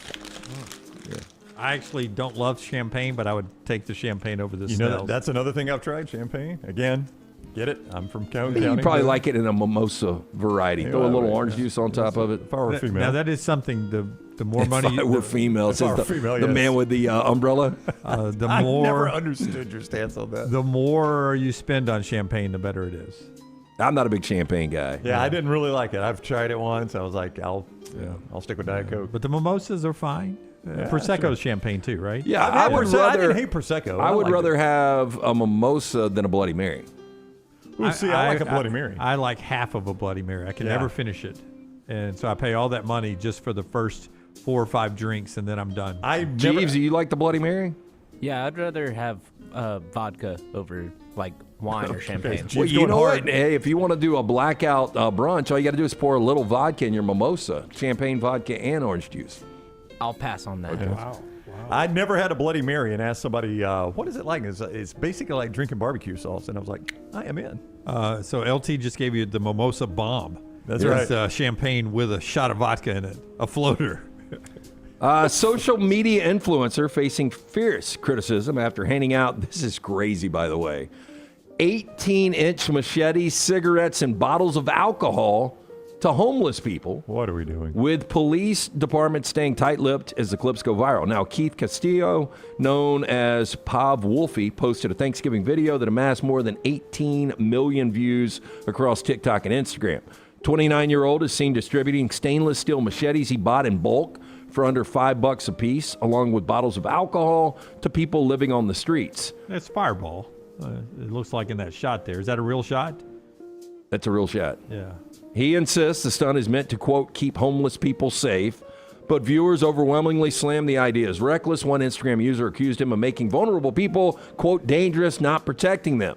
Castillo told the New York Post that he has been traveling from city to city since October, filming the giveaways before moving on to avoid backlash. He said he keeps around 30 machetes in his car at all time, plans to bring the stunt to Las Vegas, LA, Skid Row, and New York City in January. Quote, Have like 30 machetes in my car right now. Dude, they're cheap. He also added he plans to hand out 1-ounce bottles of 66 proof cinnamon whiskey, the Fireball you see right there. When asked about giving alcohol to people who may struggle with addiction, Castillo shrugged off the criticism and said the stunt's engagement numbers spoke for themselves. Quote, honestly, I don't care, bro. It's good for clicks and views. Got to do what you got to do to eat. Yeah, that's right. Yeah. That guy apparently is eating. I'll tell you this. Legally, again, if I'm on the jury and you come to me that's, Diana Trubisky was killed in Las Vegas from a machete that was given out by this guy. I didn't know that. He would do. He's an accessory. He would do jail time if I'm on the He jury. He claims he consulted police before distributing the weapons, was told he wasn't breaking any laws. Austin Police Department, Little Rock, New Orleans Police Department have not commented publicly on the incidents. But, you can, for inciting a riot, you get charged with that. These dudes go out and start hacking people up. Jail time, no doubt. Yeah, if it's I'm on on him. the jury. Well, I tell you what. And I got the feeling his, in our industry, you'll get some people who say, I talked to somebody or talked to somebody close to this situation who really they didn't. I feel like... You think the TikToker isn't getting in contact with all the local authorities? Yeah, I don't think he really Very checked with responsible. police. Yeah. He may have checked with a friend of his who's a police officer in rural Iowa and said, hey, dude, do you think there's a problem with this? A retired police officer. You know what I find is that I dislike the vast majority of social media influencers. That is a very unlikable field to me. Yeah. Well, it's people that don't want to work. I mean, there's a lot of work. I mean, I think there's an underrated amount of work that goes in it. You constantly got to be videoing and editing and stuff like that, and there is a constant demand for it. It's just... I don't think they believe it's work. They may not. I mean, they're making money off of it. What? Aren't we loosely social media influencers? No. Aren't we trying to get views and clicks? No, we're entertainment. I mean, loosely, yeah. We didn't start out to do that. I think though. you know what I'm talking about. Yeah. No, I think you're we're in a saying different category. The woman that was influencer making that pasta on the plane. It's just their personal brand. They're Yeah. not covering The people anything, reviewing anything. The people who think my family is so interesting, I'm going to give you 24/7 behind the scenes look at what my family really isn't, but I'm going to pretend it is. Well, this next Your story, family ain't that interesting. Let me ask you, though, when someone screams at you, Tyler, do we need them? Do we do that for a click? I think so. I mean, when I do a landmine, I do it for a click. Hey, do we have updated standings? That reminded me. How did the upset alert turn out? Okay, can we continue? Forrester, I'm sorry, Lance. So this next video, I don't think this is an influencer. It actually came through my algorithms, and when I saw it, I was like, you got to be kidding me. Have you seen it yet? I have. I've got the video here, and what's going to happen is... You can show us till he slides down, right? I'm going to have the full thing on y'all's monitor in the studio, but it's not going to be on the screen. So only we get to see it. Okay. You guys are going to be really excited about this. Right. A man was killed by a lion after climbing a wall, entering its enclosure in a zoo in Brazil on Sunday. An incident that was captured right here on video that is circulated on social media. It's crazy. So this dude... Am I about to see his death, Tyler? No. Okay. It's a 19-year-old, and Gerson de Melo Machado. Now, he starts sliding down this tree. Oh, no. I don't know why he didn't stay up there. I agree completely. No, I mean, he was... First of all, sadly, he's got mental health issues. Oh, that is very sad. When local outlets investigated this, his dream was to go to Africa. Yeah. His dream was to go to Africa to see lions, and apparently he couldn't get there, so he decided to jump the enclosure, which, by the way, was 20 feet high that he climbed, and he does not make it out of this. But this is a packed zoo behind the window with kids and everything watching. Probably a field trip there. Oh, that is terrible. Well, luckily it's behind that wall, right? No, but you see it scrambling when it first sees him get on the tree. Yeah, it takes off. It's like the Cat Williams deal.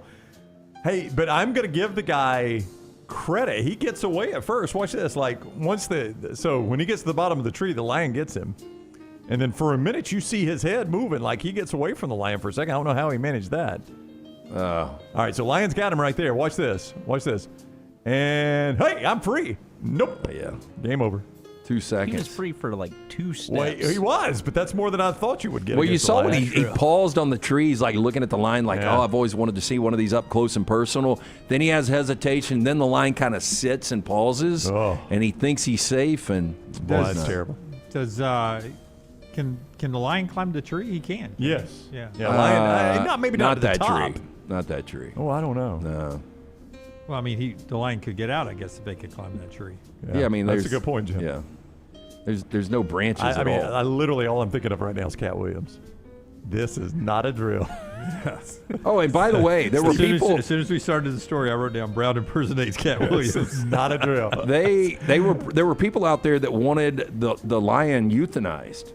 And the zoo said, Well, we ain't doing it. No, the lion's it's not doing his what the fault. lion does. Absolutely. The lion got to eat too. Like if the lion busted out and ate somebody in the crowd, all right, I get it. And it's a female lion too. They're the lioness. the hunters. Oh, are they? Yeah. The males aren't the hunters. The females are.